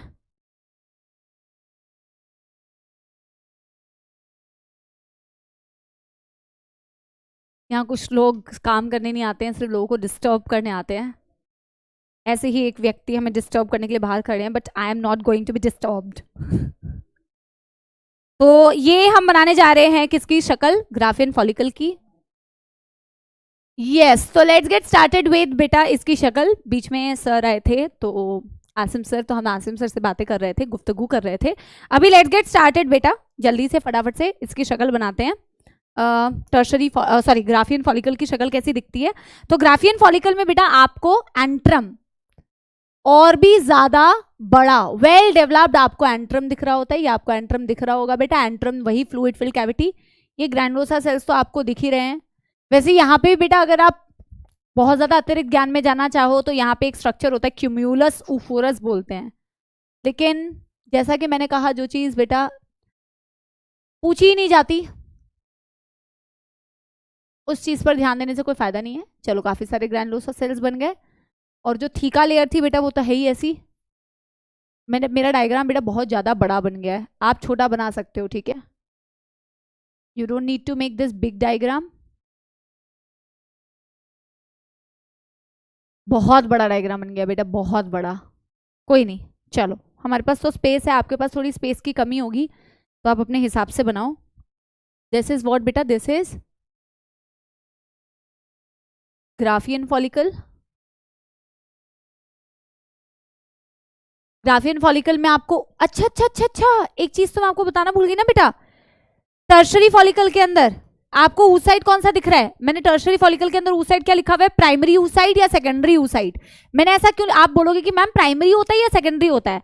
एक्चुअली में बेटा टर्शरी के अंदर आपको कुछ टाइम के लिए प्राइमरी दिखता है और फिर आपको सेकेंडरी दिखता है, क्योंकि एनसीईआरटी में एक बहुत प्यारी सी लाइन दी हुई है कि primary oocyte comes inside the मतलब primary oocyte within the tertiary follicle completes its first meiotic division। तो अभी आपको नहीं पल्ले पड़ेगा कि मैंने क्या बोला, लेकिन जब मैं आपको अभी oogenesis का फ्लोचार्ट बताऊंगी तो आप देखोगे प्राइमरी oocyte पहले टर्शरी फॉलिकल के अंदर आता है और टर्शरी फॉलिकल के अंदर आने के बाद वो अपना फर्स्ट मियोटिक डिवीजन कंप्लीट करता है और फिर कन्वर्ट होता है सेकेंडरी oocyte के अंदर। इसीलिए आपको इसके अंदर प्राइमरी सेकेंडरी मैंने दोनों बताया हुआ है। ये एक ऐसी लाइन है जो ज्यादातर बच्चे बेटा एनसीईआरटी से ढंग से नहीं पढ़ते और स्किप कर देते हैं, ठीक है। बट एनीवे अभी मैं oogenesis का फ्लोचार्ट बताऊंगी तो आपको वहां पे भी और समझ में आएगा। ये क्या है बेटा, this is secondary oocyte। Graafian follicle के अंदर तो सेकेंडरी oocyte ही होता है। एक चीज और होती है बेटा यहाँ, एक चीज और होती है बेटा यहाँ, जो मैं पिंक कलर से नहीं एक्चुअल में येलो कलर से दिखाऊंगी आपको, जो मैं येलो कलर से दिखा रही हूं। ये जो आपको सेकेंडरी oocyte के अराउंड बेटा एक लेयर दिख रही होती है, this is called as zona pellucida. This is called as zona pellucida. Very very very very very important. आपको ग्राफियन फॉलिकल में देखो कौन सी एक न्यू लेयर दिखी आपको, सेकेंडरी oocyte के अराउंड, सेकेंडरी oocyte के अराउंड एक लेयर दिख रही है जिसे बोलते हैं जोना पेल्यूसिडा। Very important.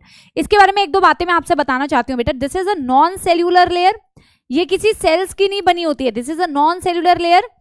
होती क्या है फिर मैम, ये ग्लाइकोप्रोटीन की लेयर होती है। शुगर प्लस कार्बोहाइड्रेट का शुगर प्लस प्रोटीन का कॉम्बिनेशन ग्लाइकोप्रोटीन लेयर। और इसको बनाता कौन है बेटा, glycoprotein layer secreted by secondary oocyte। Secondary oocyte ने खुद बेटा secreted by secondary oocyte, secondary oocyte ने बेटा खुद अपने अराउंड ये लेयर बनाई हुई है, अपने अराउंड एक लेयर बनाई हुई है जिसे आप क्या बोलते हो, zona pellucida. Very very important. So secondary oocyte is going to secrete a layer of non-cellular layer. It is made up of glycoprotein around itself, which is called as beta zona pellucida, non-cellular layer. Very very very very important.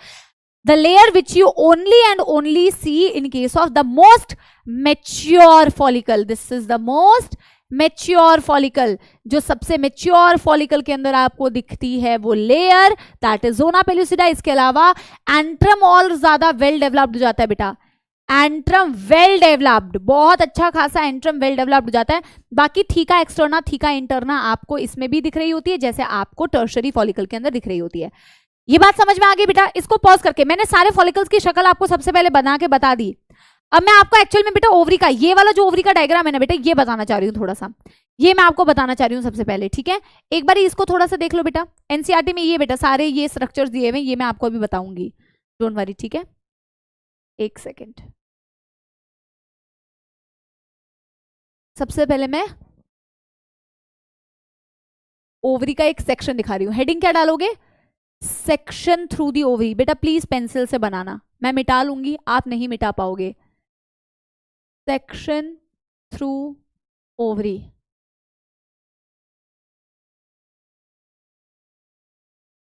बेटा बाहर वाला हिस्सा क्या कहलाता था, cortex area.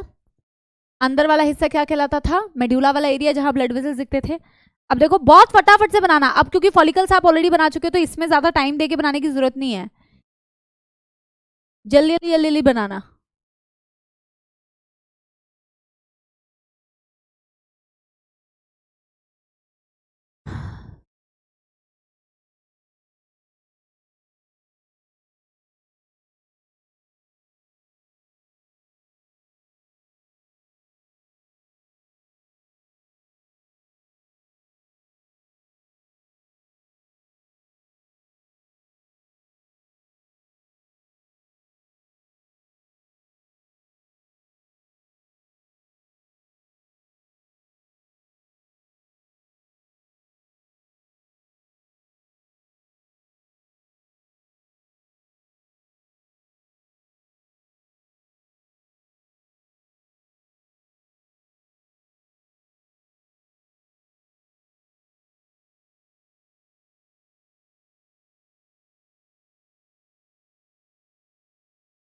मैं तो बेटा सुंदर ही बना रही हूँ, आपको इतना सुंदर बनाने की जरूरत नहीं है, आप नॉर्मल सा बना सकते हो।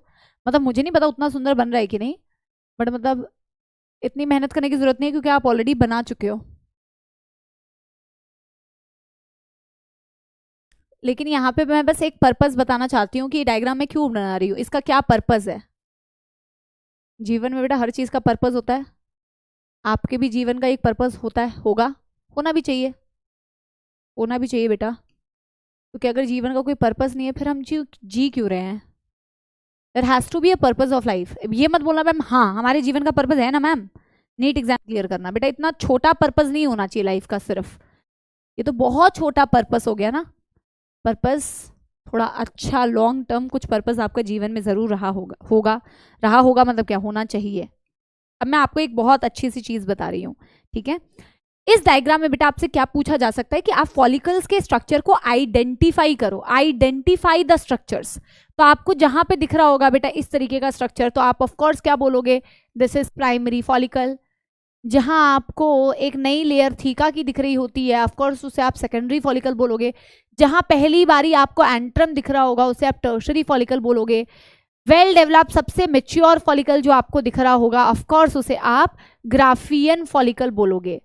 राइट मेरे बच्चों, राइट मेरे बच्चों, यस। अब मैं आपको एक चीज बताने वाली हूं बेटा, जो मेंस्ट्रुअल साइकिल में आप पढ़ोगे, जो कहां पढ़ोगे आप मेंस्ट्रुअल साइकिल में पढ़ोगे, बट मैं यहां पे इसलिए बता रही हूं क्योंकि बेटा वहां पे यही चीज पढ़नी है आपको, और थोड़ा सा 11th का अगर हार्मोन पढ़ के आए होगे तो थोड़ा बहुत आपको यहाँ पे पता भी होगा। आपने सबसे मेच्योर फॉलिकल बना लिया ग्राफियन फॉलिकल। ग्राफियन फॉलिकल के अंदर क्या प्रेजेंट है बेटा, ये जो स्ट्रक्चर है ये क्या प्रेजेंट है, this is secondary oocyte, this is secondary oocyte। अभी जब आप बेटा पूरा oogenesis का पूरा प्रोसेस पढ़ोगे ना तो आप देखोगे कि हमारी बॉडी में जो फीमेल में बेटा एवरी मंथ जो मेंस्ट्रुअल साइकिल आती है तो एक एग रिलीज होता है, एवरी मंथ बेटा एक एग रिलीज होता है, लेकिन एक्चुअली में वो एग ओवम नहीं होता है। ओवम तो तब तक नहीं बन सकता बेटा जब तक कि स्पर्म से oocyte का कांटेक्ट ना हो। अभी मैं आपको पढ़ाऊंगी भी वही चीज, oocyte से ओवम बन रहा होगा, जैसे सेकेंडरी oocyte से, जैसे आप सेकेंडरी स्पर्मेटोसाइट से स्पर्मेटिड बनाते हैं फिर उससे स्पर्म बनाते हैं। फीमेल्स के केस में बेटा ऐसा नहीं होता है कि जैसे मेल्स में हमेशा स्पर्मेटोजेनेसिस में स्पर्म्स बनते रहते। फीमेल में ओवम नहीं बनता है तब तक जब तक कि उसका कांटेक्ट oocyte का कांटेक्ट स्पर्म से ना हो। अभी मैं आपको फ्लो चार्ट में भी बताऊंगी। फीमेल में आपको पता है बेटा एवरी मंथ जो मेंस्ट्रुअल साइकिल चल रही होती है उसमें ओवम नहीं रिलीज होता है, उसमें रिलीज होता है सेकेंडरी oocyte। एनसीईआरटी ने ना बेटा कॉन्ट्राडिक्टरी यहाँ पे भी बात की हुई है। एनसीईआरटी ने लिखा हुआ है ड्यूरिंग ओव्यूलेशन, ओव्यूलेशन का मतलब होता है अंडे का रिलीज होना, ओव्यूलेशन मतलब एग का रिलीज होना। तो एनसीईआरटी ने अपनी ही कॉन्ट्राडिक्टरी बात की हुई है। उसने कहीं पे तो ये कहा है कि during ovulation ovum is released from the Graafian follicle, और कहीं पे उसने कहा हुआ है during ovulation secondary oocyte is released from the Graafian follicle. Actual में अगर आप करेक्ट पूछोगे कि मैम करेक्ट क्या है, तो करेक्ट बेटा है सेकेंडरी oocyte, ओवम करेक्ट नहीं है, बट एनसीईआरटी ने दोनों चीजें बोली है। अब एक बात देखो बेटा, ग्राफियन फॉलिकल सबसे मेच्योर फॉलिकल है। जब ओव्यूलेशन होना होता है तो यही ग्राफियन फॉलिकल रप्चर हो जाता है, यही ग्राफियन फॉलिकल टूट जाता है। जब ये ग्राफियन फॉलिकल टूटता है तब बेटा इसके अंदर का जो सेकेंडरी oocyte है जो किस स्टेज में अरेस्टेड है मैं बताऊंगी, वो सेकेंडरी oocyte बेटा रिलीज होगा। किसके इन्फ्लुएंस में होता है एक्चुअल में मैं आपको आगे भी बताऊंगी मेंस्ट्रुअल साइकिल में, ल्यूटिनाइजिंग हार्मोन। अभी आप मत लिखो अगर आपको नहीं लिखना है, मैं आगे आपको मेंस्ट्रुअल साइकिल में बताऊंगी। ल्यूटिनाइजिंग हार्मोन बेटा इस ग्राफियन फॉलिकल को तोड़ता है, इस तरीके से रप्चर करवाता है। सपोज ये टूट गया, मैं ऐसे टूटा हुआ दिखा रही हूँ, और टूटने के बाद बेटा कौन सी चीज को रिलीज करता है, सेकेंडरी oocyte या फिर ovum. According to NCERT secondary oocyte और ओवम। तो मैंने यहाँ पे क्या लिखा, it ruptures, Graafian ruptures to release ovum और सेकेंडरी oocyte, ओवम और सेकेंडरी oocyte। इसे क्या बोला आपने, ये ओव्यूलेशन हो गया। आगे मेंस्ट्रुअल साइकिल में ही मैं आपको बेटा बताऊंगी, जब ग्राफियन फॉलिकल टूट जाता है बेटा, इसकी बाकी की बॉडी जो बची कुची है, अंडा तो रिलीज हो गया, oocyte तो रिलीज हो गया, इसकी बाकी बची कुची बॉडी एक येलो कलर का स्ट्रक्चर बनाती है जिसे आप बोलते हैं कॉर्पस ल्यूटियम। मैं यहाँ पे बना के बता रही हूँ, बट इसकी सारी डिटेलिंग हमें कहाँ करनी है बेटा, इसकी सारी डिटेलिंग हमें बाद में करनी है। ठीक है, इसकी सारी डिटेलिंग हमें कहाँ करनी है बेटा, बाद में करनी है। समझ में आ रही है बात कि इसका काम क्या होता है, क्या रिलीज करती है, एवरीथिंग इसको बाद में करेंगे हम। अभी मैं सिर्फ आपको बता दे रही हूँ कि ग्राफियन फॉलिकल टूटा, तो ग्राफियन फॉलिकल के टूटने की वजह से ओव्यूलेशन तो हो गया, और बाकी बची कुची बॉडी ने एक बहुत इंपॉर्टेंट स्ट्रक्चर बनाया जो प्रेगनेंसी में बहुत काम आता है बेटा, प्रोजेस्टेरॉन रिलीज करता है, उसे बोलते हैं कॉर्पस ल्यूटियम। और जब कॉर्पस ल्यूटियम बेटा अपना काम कर लेता है तो अल्टीमेटली वो एक व्हाइट कलर की बॉडी में कन्वर्ट हो जाता है जिसे बोलते हैं कॉर्पस एल्बिकन्स। अभी सिर्फ इनके नाम लिख के रखोगे, मैं आगे बेटा क्लासेस में बताऊंगी what is the function of corpus luteum and क्या क्या ये फंक्शन करता है। ठीक है ना, ये दो स्ट्रक्चर जो मैंने येलो कलर के बनाए हुए हैं, the structures are called corpus luteum. किस चीज के टूटने से कॉर्पस ल्यूटियम बने बेटा, corpus luteum is formed after ovulation, corpus luteum is formed after ovulation due to the rupturing of Graafian follicle.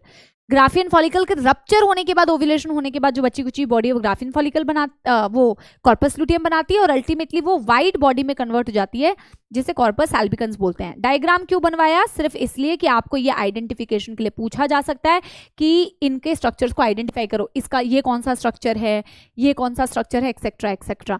Now actually बेटा we are going to start with the topic of oogenesis। ठीक है, कि oogenesis होती कैसे है। ठीक है, तो अब आप क्या करेंगे ना, इस चीज को बेटा हम पढ़ने वाले हैं, इस स्ट्रक्चर को बेटा हम पढ़ने वाले हैं। ठीक है, तो चलो लेट्स गेट स्टार्टेड।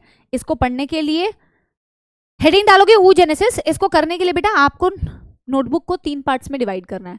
कितने पार्ट्स में डिवाइड करना है, 3, हाँ 3 पार्ट्स में डिवाइड करना है। आप एक काम करो, आप लैंडस्केप में बनाओ, आप पोर्ट्रेट में मत बनाओ, आप लैंडस्केप में बनाओ। ठीक है, मैं इसको इसी तरीके से पढ़ाती हूँ, this is the best way बेटा, बेस्ट वे। आप इस चीज तरीके से पढ़ेंगे तो आप कभी कंफ्यूज नहीं होंगे कि फीटल लाइफ में क्या हो रहा है, एडल्ट लाइफ में क्या हो रहा है, कौन से लाइफ में क्या हो रहा है। ठीक है, नहीं तो आप हमेशा कंफ्यूज रहेंगे कि मैम ये फीटल लाइफ में हो रहा है, कि ये प्यूबर्टी में हो रहा है, कि ये अडल्ट में हो रहा है। ठीक है, यहाँ पे हम लिखेंगे टाइम पीरियड, और धीरे धीरे बेटा आपको हर चीज क्लियर होगी। दिस इज टाइम पीरियड, यहाँ हम लिखेंगे कि हम कौन से टाइम पीरियड की बात कर रहे हैं। यहां हम क्या लिखने वाले हैं बेटा, यहां हम लिखने वाले हैं, हम कौन से, यहां पे किसके बारे में लिखूं, यहां फॉलिकल नहीं, यहां हम डेवलपिंग एग के बारे में लिखेंगे।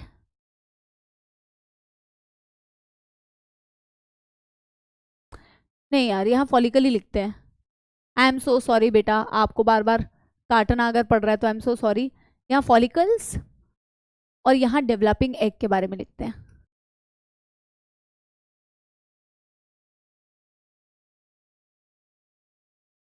जैसा कि हमने बेटा कहा, हम सबसे पहले कौन से टाइम पीरियड की बात करेंगे, फीटल लाइफ। सबसे पहले बेटा हम क्या बात करेंगे, फीटल लाइफ टिल बर्थ, जब तक जन्म नहीं होता है, जब तक जन्म नहीं होता तब तक फीमेल की बॉडी के अंदर कौन से फॉलिकल्स दिख रहे होते हैं और उसके अंदर कौन सा एग होता है। अकॉर्डिंग टू एनसीईआरटी बेटा फीमेल की बॉडी के अंदर, जस्ट लाइक मेल्स में हम पढ़ते हैं मेल जर्म सेल्स स्पर्मेटोगोनिया, वैसे फीमेल की बेटा ओवरी के अंदर जब वो फीटल लाइफ में होती है तो उसके पास बहुत ज्यादा अमाउंट में बेटा, वैसे तो एनसीईआरटी ने लिखा हुआ है couple of oogonia are present inside the fetal ovary। ठीक है, बहुत सारे बेटा oogonia फीमेल की ओवरी के अंदर होते हैं, और ये oogonia बेटा ऐसा नहीं है कि हमेशा बनते रहेंगे, बर्थ के बाद कोई नया oogonia ऐड नहीं होगा। सबसे पहले हम किस स्ट्रक्चर से स्टार्ट करें? जैसे मेल्स में स्पर्मेटोगोनिया से स्टार्ट करते हैं, फीमेल्स में oogonia से स्टार्ट करते हैं। oogonia मिलियंस में oogonia प्रेजेंट होती है फीमेल के ओवरी के अंदर, लेकिन जन्म के बाद बेटा ये oogonia और ऐड नहीं होंगी, जितनी हैं उतनी ही रहती हैं। oogonia से अल्टीमेटली आगे जाके क्या बनने वाला होगा बेटा? प्राइमरी oocyte बनेगा। ठीक है, पहले तो मैं लिखती हूँ। फीटल लाइफ में प्राइमोडियल फॉलिकल वैसे बेटा एक स्ट्रक्चर होता है जो सबसे पहले प्रेजेंट होता है, सबसे पहला फॉलिकल होता है प्राइमोर्डियल फॉलिकल। इसका स्ट्रक्चर कैसा दिखता है एनसीईआरटी में दिया नहीं है, इसलिए नहीं बता रही हूँ। आप लिखने को लिख सकते हो कि सबसे पहले प्राइमरी फॉलिकल से भी पहले फीमेल्स के अंदर जो फॉलिकल होती है एक्चुअली सबसे first, that is primordial follicle. और यहाँ पे मैं इसके अंदर ऐसा बोल सकती हूँ कि सबसे पहले क्या है आपके पास, किस स्ट्रक्चर से स्टार्ट कर रहे हो? oogonia। अच्छा, oogonia ऐसे करके आप लिखो, ये दिस इज oogonia। मैं वो जो पॉइंट्स बता रही हूँ ना बेटा आपको कि मिलियन में oogonia प्रेजेंट होती है, वो सारे पॉइंट्स को मैं लास्ट में लिखवा दूंगी। अभी मैं सिर्फ बोल रही हूँ, लास्ट में मैं लिखवाऊंगी। तो मैंने बोला हमने सबसे पहले फीटल लाइफ से स्टार्ट किया। फीटल लाइफ में सबसे पहले मेरे पास कौन सा फॉलिकल है बेटा? प्राइमोडियल फॉलिकल, जिसका शक्ल आपको नहीं बनाना है। और हमने सबसे पहले किस एग के स्टेज से बेटा स्टार्ट किया है? oogonia। हमारे पास क्या है? oogonia। जैसे मेल्स में क्या था? स्पर्मेटोगोनिया, फीमेल में क्या है? oogonia। उसकी प्लॉइडी कितनी है मैम? 2n प्लॉइडी है। यहां तक किसी को कोई दुख दर्द समस्या बेटा? अब याद करो, जैसे कि हम मेल्स के केस में बोलते हैं बेटा कि स्पर्मेटोगोनिया साइज इंक्रीज हो रहा था, स्पर्मेटोसाइटोजेनेसिस हो रहा था बेटा, एंड स्पर्मेटोसाइटोजेनेसिस होने की वजह से that spermatogonia gets converted into बेटा primary spermatocyte. Just a second, यहां पे भी वैसे ही कुछ हो रहा होगा।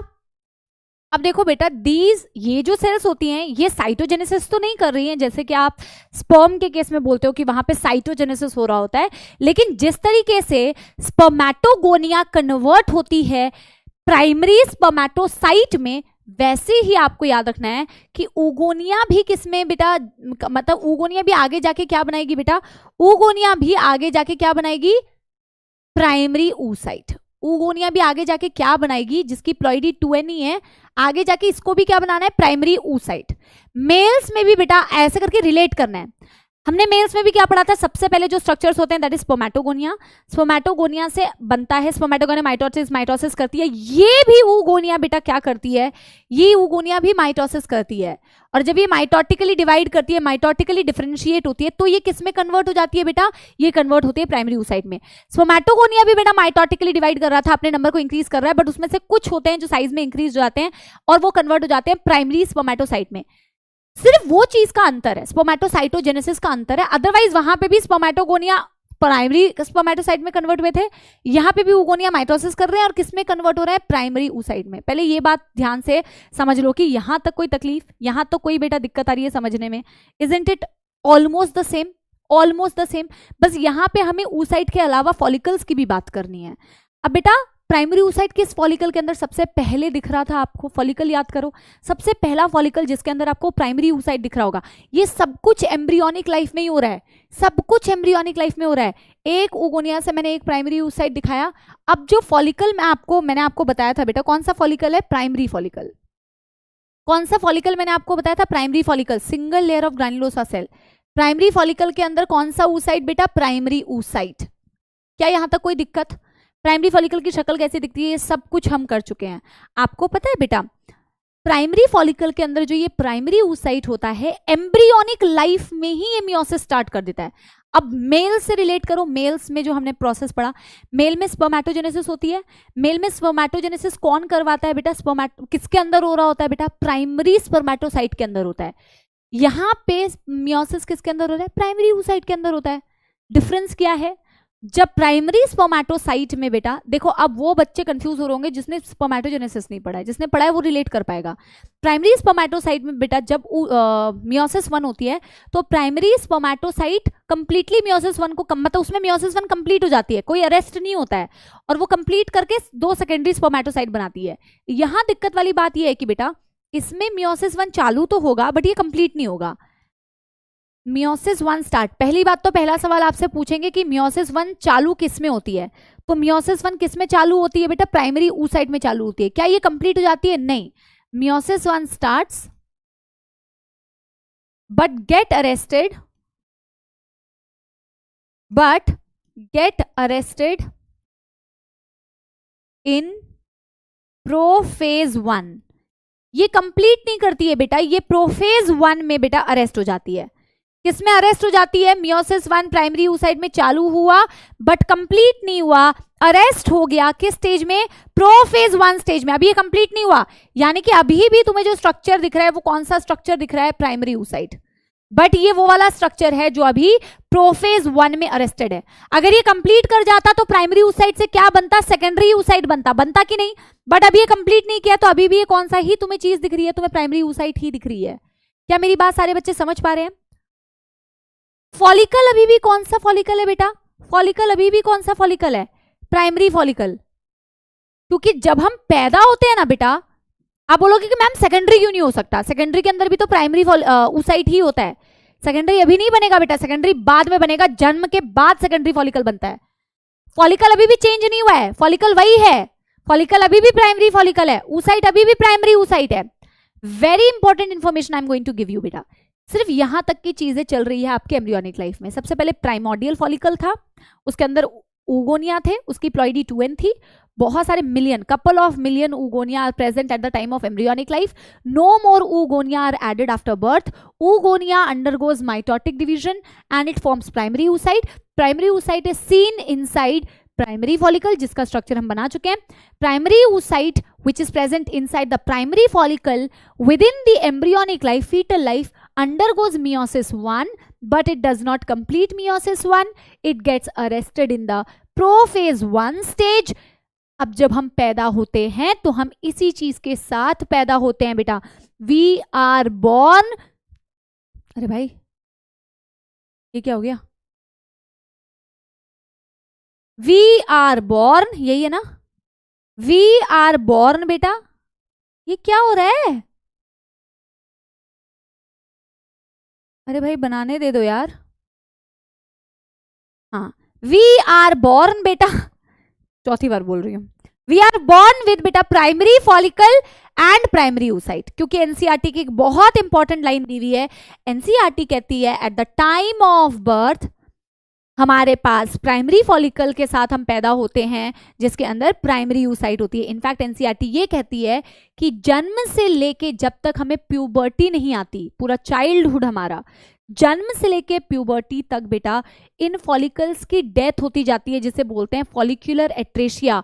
और एट्रेशिया का मतलब होता है फॉलिकल्स की डेथ। हम बेटा किसके साथ पैदा हुए? हम इस प्राइमरी फॉलिकल के साथ पैदा हुए, जिसके अंदर कौन सा oocyte है? ये प्राइमरी oocyte है जो प्रोफेज 1 में अरेस्टेड है। सबको समझ में आ रही है ना बात बेटा? अब मैं बोल रही हूँ हमारा जन्म हो गया तो हमारा पूरा जो चाइल्डहुड है, बर्थ से लेके प्यूबर्टी तक, हैरानी की बात यह है कि बेटा बर्थ से लेके प्यूबर्टी तक ना आपके फॉलिकल्स में कोई चेंज नहीं आता। आपके फॉलिकल में कोई चेंज नहीं आता, आपके oocyte में कोई चेंज नहीं आता, कुछ भी नहीं होता। अब जो नेक्स्ट चेंजेस आएंगे वो प्यूबर्टी के बाद आएंगे, जब आपके gonadotrophin releasing hormone, follicle stimulating hormone, luteinizing hormone का अमाउंट बढ़ता है या चेंज होता है बेसिकली। जब आप पैदा हुए तो आप बहुत सारे प्राइमरी फॉलिकल्स के साथ पैदा हुए होंगे, लेकिन जन्म से लेके प्यूबर्टी आने तक बेटा इन फॉलिकल्स की डेथ होती जाती है।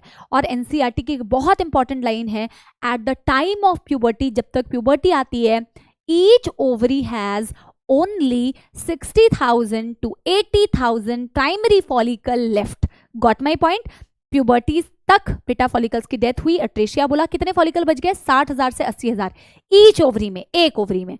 तो मैं यहां पे लिख सकती हूं बेटा कि तुम इसी के साथ पैदा हुए, तुम्हारे पास अभी भी यही है, कोई चेंजेस नहीं है। बस मैं यहां पे लिख देती हूं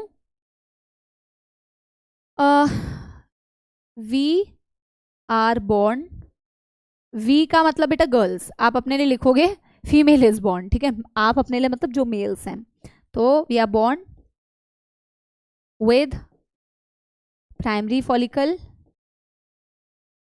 with primary oocyte arrested in prophase 1 of meiosis 1, arrested in बेटा सेल साइकिल, सेल डिवीजन आना चाहिए, प्रोफेज, मेटाफेज, एनाफेज, टीलोफेज, ये सारी चीजें जो पढ़ते हो ये सब आना चाहिए आपको, ठीक है? Prophase 1 meiosis 1, but till puberty a lot of follicles die, a lot of follicles die called, जिसको बोला जाता है बेटा called follicular atresia, called follicular atresia. Only 60K का मतलब बेटा 60,000 to 80,000, 80K follicles left in each ovary, follicles left in each ovary. समझ गए मेरे प्यारे बालकों? ठीक है, अब देखो बेटा क्या घमासान होगा जब प्यूबर्टी आएगी. अब बेटा चेंजेस आएंगे. जैसे प्यूबर्टी आती है तो क्या होता है मैम, अभी मैं बताती हूँ. ठीक है, आप इसको बेटा, मैं इसको ये कर रही हूँ, क्या बोलते हैं इसको, आप पॉज करके इसको पहले लिख लो, फिर मैं आपको बताती हूँ. बर्थ टिल प्यूबर्टी हो गया, अब हमें प्यूबर्टी करना है, प्यूबर्टी टिल मेनोपॉज. तो मैं सेम इसको कॉपी पेस्ट करती हूँ, प्यूबर्टी टिल मेनोपॉज. ये मैंने कॉपी पेस्ट कर लिया है ताकि मुझे ये वापस से फॉलिकल्स वाला लिखना ना पड़े. ओ भाई ज़्यादा मेहनत लग रही है इसमें तो मिटाने में. नोट्स बनाते हो ना बेटा साथ के साथ? इतना सारा मैं बेटा क्लास में लिख रही हूँ तुम्हारे लिए, वरना मैं लैपटॉप से छाप के आती ना. आई होप आप मेहनत कर रहे हो, साथ के साथ लिख रहे हो. ठीक है, अब हम क्या टाइम पीरियड लिख रहे हैं बेटा? अब हम टाइम पीरियड लिख रहे हैं. एक तो बेटा मैं ये ब्लू कलर चेंज करती हूँ, मुझे एक दूसरा ब्लू कलर चाहिए. आई थिंक ये वाला बेस्ट है. ठीक है, हाँ, तो अब हम लिखेंगे time period is puberty till menopause. अब बेटा होता क्या है, प्यूबर्टी के वक्त में कौन से हार्मोन्स का अमाउंट इंक्रीज हो रहा है? GnRH, गोनाडोट्रोफिन रिलीजिंग हार्मोन का लेवल इंक्रीज हुआ, यानी FSH, यानी कि LH, ये सारे हार्मोन्स बढ़ रहे हैं. फॉलिकल स्टिमुलेटिंग हार्मोन, यही हार्मोन्स तो बेटा क्या है इन हार्मोन्स का नाम? इन हार्मोन्स का नाम है बेटा फॉलिकल स्टिमुलेटिंग हार्मोन. तो ऑब्वियस सी बात है फॉलिकल्स की स्टिमुलेशन करवाएंगे, ग्रोथ करवाएंगे, राइट. अब देखो क्या होता है. पहली बात तो मैं वही स्ट्रक्चर लिख रही हूँ बेटा जिस स्ट्रक्चर के साथ अपन प्यूबर्टी में, आपको जो स्ट्रक्चर दिखता है, आपको प्यूबर्टी के वक्त में कौन सा स्ट्रक्चर दिख रहा था? प्राइमरी फॉलिकल दिख रहा था. और प्राइमरी फॉलिकल के अंदर कौन सा oocyte आपको दिख रहा था बेटा? ऐसा 2n वाला, ऐसा 2n वाला क्या दिख रहा था? प्राइमरी oocyte, जो किस में अरेस्टेड था बेटा? जो प्रोफेज 1 ऑफ मियोसिस 1 में अरेस्टेड था. आपसे पहला सवाल अब पूछा जाएगा, फर्स्ट मियोसिस, जो आपका फर्स्ट मतलब मियोसिस में जो भी सेल आपका अरेस्टेड था, फर्स्ट मियोसिस कब रिलीज होती है? इसका अरेस्ट कब रिलीज होता है? At the time of puberty. Puberty आने पर due to the increase in बेटा these hormones, the first meiosis का अरेस्ट इज रिलीज्ड. अब प्यूबर्टी जैसी आती है, प्राइमरी oocyte अपना मियोसिस कंप्लीट करता है. अब जरा ध्यान से देखना, अगर ये प्राइमरी स्पर्मेटोसाइट होता तो क्या बनाता? 2 secondary spermatocyte, equal cytoplasmic division होती है. लेकिन यहां बेटा प्राइमरी oocyte जब डिवाइड करता है तो ये इक्वली डिवाइड पहली बात तो नहीं करता है. क्यों नहीं करता है अभी बताती हूँ. और ये अनइक्वल डिवाइड करके बेटा एक बनाता है, एक तो बनाता है सेकेंडरी oocyte. और मियोसिस 1 किस तरीके का डिवीजन होता है? Reductional division. Chromosome number half हो जाएंगे. हैप्लॉइड सेकेंडरी स्पर्मेटोसाइट और एक आपको दिखता है हैप्लॉइड फर्स्ट पोलर बॉडी. देखो this is first polar body. इसे फर्स्ट क्यों बोला? क्योंकि एक और पोलर बॉडी बनती है. This is secondary oocyte. हुआ क्या? Meiosis 1 complete. When puberty hits, when puberty hits, puberty ने हिट किया तो मियोसिस 1 कंप्लीट हुआ. अनइक्वल साइटोप्लाज्मिक डिवीजन है, मैं लास्ट में लिखवा दूंगी.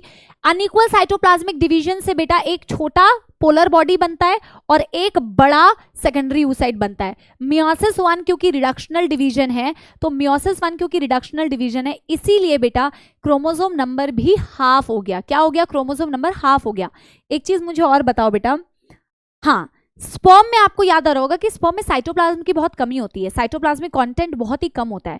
क्योंकि वहां साइटोप्लाज्मिक कंटेंट बहुत कम होता है, तो जब जाइगोट बनेगा तो जाइगोट को तो थोड़ा साइटोप्लाज्म चाहिए बेटा नरिशमेंट के लिए. तो जाइगोट के पास जो साइटोप्लाज्म आता है वो एक्चुअल में ओवम से आता है. तो आप पहले से ही ना ओवम में ये इंश्योर करने के लिए कि उसमें साइटोप्लाज्म ज्यादा रहे, आप पहले से जो डिवीजन करते हैं वो अनइक्वल करते हैं, ताकि सेकेंडरी oocyte के पास अगर ज्यादा साइटोप्लाज्म रहा, इसी से आगे जाके ओवम बनेगा, उसमें ज्यादा साइटोप्लाज्म रहेगा, इसीलिए आप अनइक्वल डिवीजन करते हैं। और इसीलिए याद रखना इसका कोई काम नहीं है ह्यूमंस में इसका कोई काम नहीं होता, ये आगे ह्यूमंस में कोई काम नहीं करती। अदर एनिमल्स में आप पढ़ सकते हो कि फर्स्ट पोलर बॉडी भी डिवाइड करती है और डिवाइड करके अगेन 2 और पोलर बॉडी बना सकती है, ठीक है, लेकिन हमारे में इसका कोई काम नहीं है, हम सेकेंडरी oocyte से ही काम चलाएंगे। अगर आपसे पूछा जाए, अब वापस से ध्यान दो, मेल्स में एक प्राइमरी स्पर्मेटोसाइट से 2 सेकेंडरी स्पर्मेटोसाइट बनते हैं, लेकिन फीमेल में एक प्राइमरी oocyte से सिर्फ और सिर्फ एक ही सेकेंडरी oocyte बनता है, 2 नहीं बनते। एक चीज और बेटा, फॉलिकल्स के बारे में तो हमने डिस्कस ही नहीं किया। हमें ये तो पता है कि मैम प्राइमरी फॉलिकल से सेकेंडरी फॉलिकल बनना चाहिए, क्योंकि उसमें भी कौन सा फॉलिकल रहता, उसमें भी प्राइमरी oocyte रहता है। और मैम आपने बताया था टर्शरी फॉलिकल के अंदर प्राइमरी oocyte भी हो सकता है और टर्शरी प्राइमरी oocyte भी हो सकता है और सेकेंडरी oocyte भी हो सकता है। एक चीज आप बेटा बहुत ध्यान से सुनना, जब आपका प्यूबर्टी आता है ना बेटा, तो सबसे पहले आपके फॉलिकल्स ग्रो करते हैं। प्राइमरी oocyte तो अपना डिवीजन कंप्लीट करता ही है, लेकिन आपके फॉलिकल्स ग्रो करते हैं। जब आपका प्यूबर्टी आया उस वक्त तक आपके पास 60,000 से 80,000 फॉलिकल्स बचे हुए थे। अब अगर मैं कहूं बेटा, क्या इसी प्राइमरी फॉलिकल के अंदर इस प्राइमरी oocyte ने अपना डिवीजन कर लिया क्या? नहीं। प्यूबर्टी आने पर सबसे पहले प्राइमरी फॉलिकल सेकेंडरी फॉलिकल में कन्वर्ट हुआ, इसके अंदर भी आपको प्राइमरी oocyte ही दिख रहा था, वही वाला अरेस्टेड वाला। ये पॉइंट सारे लिखे जाएंगे लास्ट में, अभी सुनना कि मैम ये लिख दो, लिखूंगी सारी बातें। जब प्यूबर्टी आई तो एफएसएच के इन्फ्लुएंस में बेटा ये सारे फॉलिकल्स बढ़ रहे थे। आपका ये डिवीजन किस फॉलिकल के अंदर कंप्लीट होता है? इस टर्शरी फॉलिकल के अंदर। आपका ये डिवीजन किस फॉलिकल के अंदर कंप्लीट होता है बेटा? टर्शरी फॉलिकल के अंदर। इसीलिए मैंने कहा था टर्शरी फॉलिकल के अंदर प्राइमरी oocyte भी दिख सकती है और सेकेंडरी oocyte भी दिख सकती है। क्या मेरी बात समझ में आ रही है? प्राइमरी फॉलिकल के अंदर बेटा सेकेंडरी टर्शरी फॉलिकल के अंदर बेटा प्राइमरी oocyte भी दिख सकती है और सेकेंडरी oocyte भी दिख सकती है। Getting my point? Primary oocyte भी दिख सकती है, सेकेंडरी oocyte भी दिख सकती है। क्यों? क्योंकि मैम ये जो प्राइमरी oocyte है जो प्रोफेज 1 ऑफ मियोसिस 1 में अरेस्टेड थी मैम, वही आपको प्राइमरी फॉलिकल में भी दिख रही थी, वही सेकेंडरी फॉलिकल में भी दिख रही थी। जब तक कि आपके बॉडी में टर्शरी फॉलिकल नहीं बनता तब तक ये अपना अरेस्ट रिलीज भी नहीं करती है। प्राइमरी फॉलिकल प्राइमरी oocyte जब टर्शरी फॉलिकल के अंदर आ जाती है तब वो अपना मियोसिस कंप्लीट करती है। मेरी बात समझ पा रहे हो आप? अब मैं लास्ट टाइम बोल रही हूँ, फिर लिखूंगी इस बात को। हमने बोला प्राइमरी, आप जब प्यूबर्टी तक आए तो आपके पास प्राइमरी फॉलिकल था, oocyte प्राइमरी oocyte थी जो अरेस्टेड थी प्रोफेज 1 मियोसिस 1 में। जब आपको प्यूबर्टी हिट की तो सबसे पहले वो कंप्लीट नहीं हुआ बेटा, सबसे पहले फॉलिकल्स ग्रो किए प्राइमरी से सेकेंडरी फॉलिकल। oocyte अभी भी वही है इसके अंदर, कौन सा वाला? प्राइमरी oocyte अरेस्टेड इन प्रोफेज 1 मियोसिस 1। फिर ये टर्शरी फॉलिकल में कन्वर्ट हुआ। जैसे ये टर्शरी फॉलिकल में कन्वर्ट हुआ तब उस टर्शरी फॉलिकल के अंदर इसने अपना मियोसिस 1 कंप्लीट कर लिया। I hope now it is very very clear. अब बेटा क्या होगा? Secondary oocyte will undergo which division? It will undergo बेटा मियोसिस 2। अगेन बेटा मियोसिस 2 कंप्लीट नहीं होगी, ये अरेस्टेड हो जाएगी। अगेन मियोसिस 2 कंप्लीट नहीं होगी, यानी कि 2 बार अरेस्ट हो रहा है। एक एम्ब्रियोनिक लाइफ में मियोसिस 1 प्रोफेज 1, और एक आपके प्यूबर्टी के वक्त में, मैं लिख दे रही हूं secondary oocyte arrested at metaphase 2 meiosis 2। अब ये बेटा सेकेंड टाइम अरेस्ट होता है मेटाफेज 2 मियोसिस 2 में। इसने अब प्लॉइडी भी तो सेम ही है ना बेटा, फॉलिकल कौन सा दिख रहा है? फॉलिकल भी ग्रो कर रहा है मैम साथ के साथ। टर्शरी फॉलिकल से ग्राफियन फॉलिकल दिख गया, लास्ट फॉलिकल। इसके बियॉन्ड तो फॉलिकल मेच्योर नहीं होती है। सबसे मेच्योर फॉलिकल के अंदर आपको यही वाला बेटा oocyte दिख रहा है जो किसमें अरेस्टेड है बेटा? मेटाफेज 2 में। Very very important. Tertiary follicle से ग्राफियन फॉलिकल बना और टर्शरी फॉलिकल के अंदर सेकेंडरी oocyte था बेटा। अब सेकेंडरी oocyte ने भी मियोसिस 2 स्टार्ट कर दिया, लेकिन अगेन उसने कंप्लीट नहीं किया। सेकेंडरी oocyte बेटा मियोसिस 2 के मेटाफेज 2 में अरेस्ट हो गई। अब ये अरेस्ट कब रिलीज होगा मेरे बच्चों? ये अरेस्ट तब रिलीज होता है जब इसको स्पर्म्स का कांटेक्ट मिलता है। जब स्पर्म इससे कांटेक्ट करेगा तब जाके बेटा ये अपना मियोसिस 2 कंप्लीट करेगी। यानी कि एक फैक्ट बात है, जब तक प्रेगनेंसी नहीं होती तब तक ये अपना मियोसिस 2 कंप्लीट ही नहीं कर सकती। यानी कि जब जब ग्राफियन फॉलिकल जो सबसे मैच्योर फॉलिकल है ओव्यूलेशन के वक्त में टूटता है तो कभी ओवम रिलीज नहीं होता, क्योंकि उसके अंदर तो सेकेंडरी oocyte है जो मेटाफेज 2 ऑफ मियोसिस 2 में अरेस्टेड है। अगर इसके अंदर बेटा ओवम होती तब तो ओवम रिलीज होता ना, तभी मैं बोल रही थी ओवम का रिलीज होना इनकरेक्ट है। ओव्यूलेशन जब जब होता है तो जो चीज ग्राफियन के अंदर होगी बेटा वही तो रिलीज होगी ना, और ग्राफियन के अंदर क्या है, ग्राफियन के अंदर बेटा सेकेंडरी oocyte है। तो at the time of ovulation what is correct to say is secondary oocyte arrested in metaphase 2 meiosis 2 is actually released. समझ में आ रही है सबको बात? अब ये सेकेंडरी oocyte कब अपना मियोसिस 2 कंप्लीट करेगी बेटा, मैं लिख भी दे रही हूं। अगेन अनइक्वल डिवीजन होता है, बड़े साइज का हैप्लॉइड ओवम बनता है और छोटे साइज का बेटा हैप्लॉइड सेकेंड पोलर बॉडी बनता है। सेकेंड पोलर बॉडी अगेन इसका कोई काम नहीं है, लेकिन ये हुआ कब बेटा, by the contact of sperm, by the contact of sperm. तो ये सिर्फ और सिर्फ फर्टिलाइजेशन के वक्त में होगा जब फर्टिलाइजेशन होती है तब जाके ओवम रिलीज होता है। Otherwise always at the time of ovulation females में नॉर्मली मेंस्ट्रुअल साइकिल के वक्त में ग्राफियन फॉलिकल जब जब टूटता है तो सेकेंडरी oocyte रिलीज होता है। आपको सारी चीजें समझ में आई बेटा? मैं यहां पे लिख देती हूं, eight the time of contact with sperm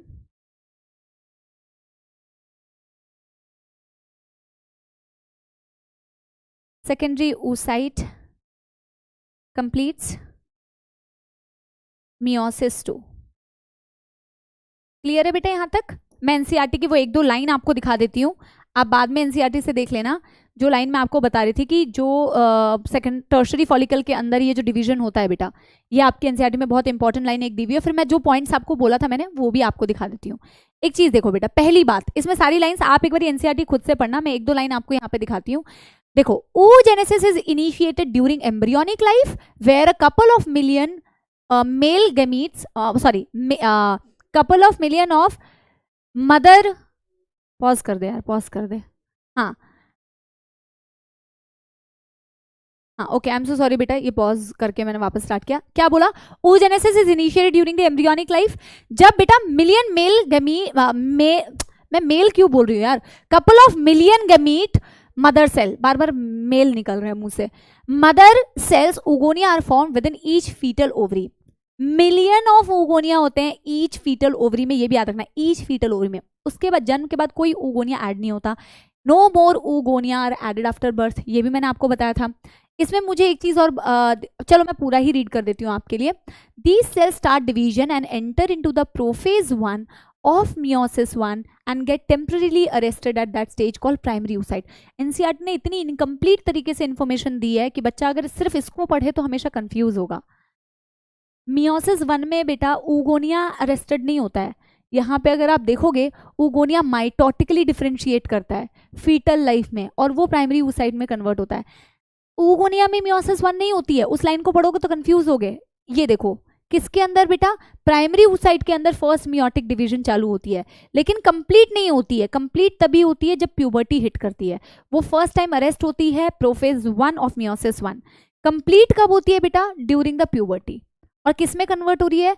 बड़े साइज का सेकेंडरी oocyte, छोटे साइज का first polar body. Secondary oocyte meiosis 2 start करती है, कंप्लीट नहीं करती है, अरेस्ट हो जाती है। मेटाफेज 2 मियोसिस 2 कंप्लीट कब होता है उसका अरेस्ट, और वो ओवम और सेकंड पोलर बॉडी में कब कन्वर्ट होती है? जब स्पर्म कांटेक्ट करता है। इनकम्प्लीट बेटा इन्फॉर्मेशन एनसीईआरटी देती है, बट जब पेपर में पूछती है तो आपको अच्छे खासे तरीके से पूछती है, ठीक है। तो हमने क्या बोला बेटा? हाँ, अब देखो यहाँ पे फॉलिकल्स का स्ट्रक्चर बताया हुआ है। Each primary oocyte gets surrounded by granulosa cell called primary follicle.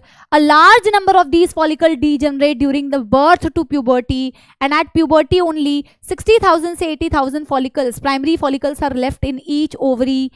Primary follicle gets surrounded by more layer of granulosa cell and a new theca called secondary follicle। जो स्ट्रक्चर हमने पढ़ा वही इसमें दिया हुआ है कि प्राइमरी फॉलिकल का मतलब है बेटा single layer of granulosa cell, secondary follicle का मतलब है बेटा एक नई थीका की लेयर, और दैट इज सेकेंडरी फॉलिकल. जब आप टर्शरी फॉलिकल बोलोगे तो what you are going to see is a first time fluid filled cavity which is called as antrum.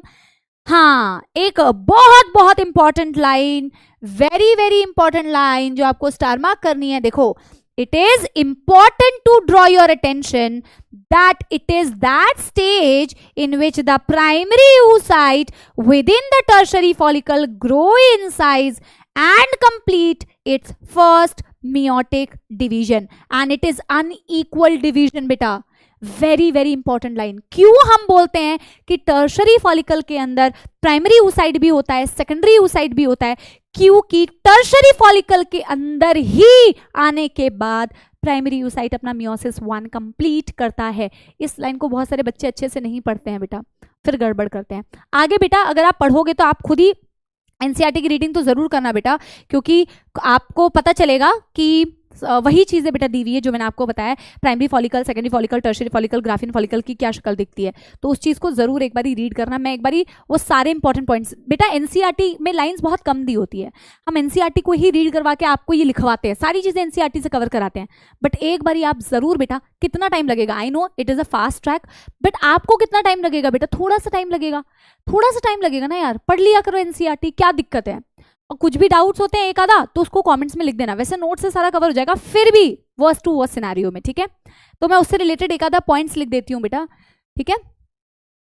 Couple of जो मैंने अभी आपको oogenesis पढ़ाया, और जरूर कमेंट्स में बताना बेटा कि कैसा आपको सेशन समझ में आया, ठीक है. Couple of million oogonia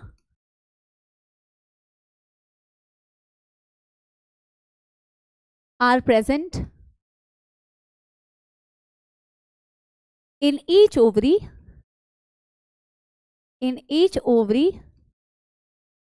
during fetal life,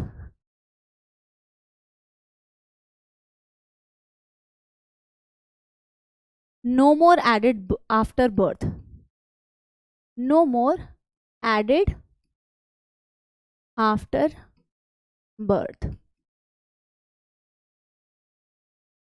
अच्छा, एक चीज क्या बतानी है, 60,000 से 80,000 वाला तो बता दिया. एक चीज मैं आपको ये बता देती हूँ, ग्रैनुलोसा सेल्स क्या सिक्रीट करती हैं? Secretes estrogen. ठीक है, एक दो चीजें मुझे और क्या बतानी है बेटा जो मैंने आपको बोला था कि मैं बता दूंगी.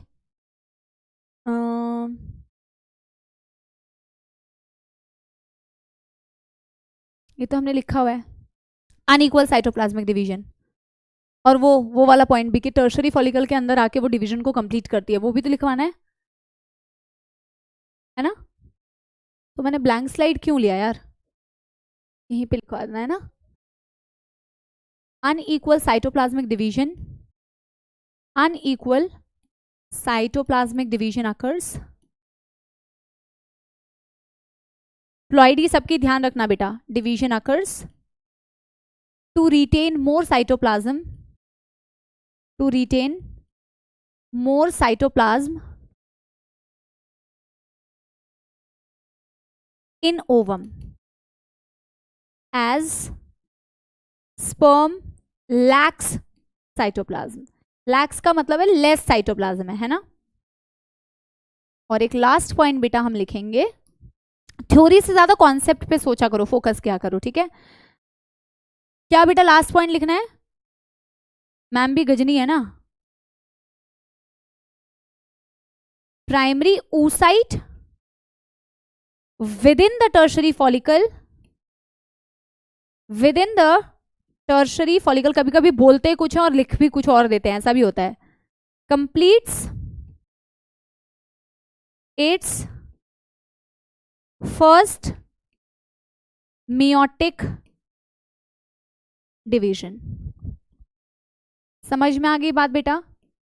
तो this was all about your oogenesis. थोड़ा सा एनसीईआरटी से रीडी भी कर लेना, वैसे बहुत ही सिंपल है. अगले दिन भी ऐसा ही बहुत ही प्यारा सा टॉपिक हम पढ़ने वाले हैं. That topic is going to be the menstrual cycle. लेकिन एक मैं होमवर्क देके जाती हूँ आप लोगों को. मॉड्यूल से आप क्या सॉल्व करेंगे बेटा? मॉड्यूल से आप सॉल्व करेंगे क्वेश्चंस ऑफ oogenesis. मॉड्यूल से सॉल्व क्वेश्चंस ऑफ oogenesis, क्योंकि oogenesis हम पूरा पढ़ चुके हैं. oogenesis के क्वेश्चंस आप मार्क कर सकते हैं. ठीक है, solve questions of oogenesis. That is your homework. I hope you loved the session, you enjoyed the topic, you enjoyed studying with me, you enjoyed everything, you enjoyed the song. We are going to meet very very soon in the next class. Thank you so much beta for attending this session very very sincerely. अगले class में भी धमाकेदार lecture होगा बेटा, menstrual cycle पढ़ेंगे. Bye bye, thank you.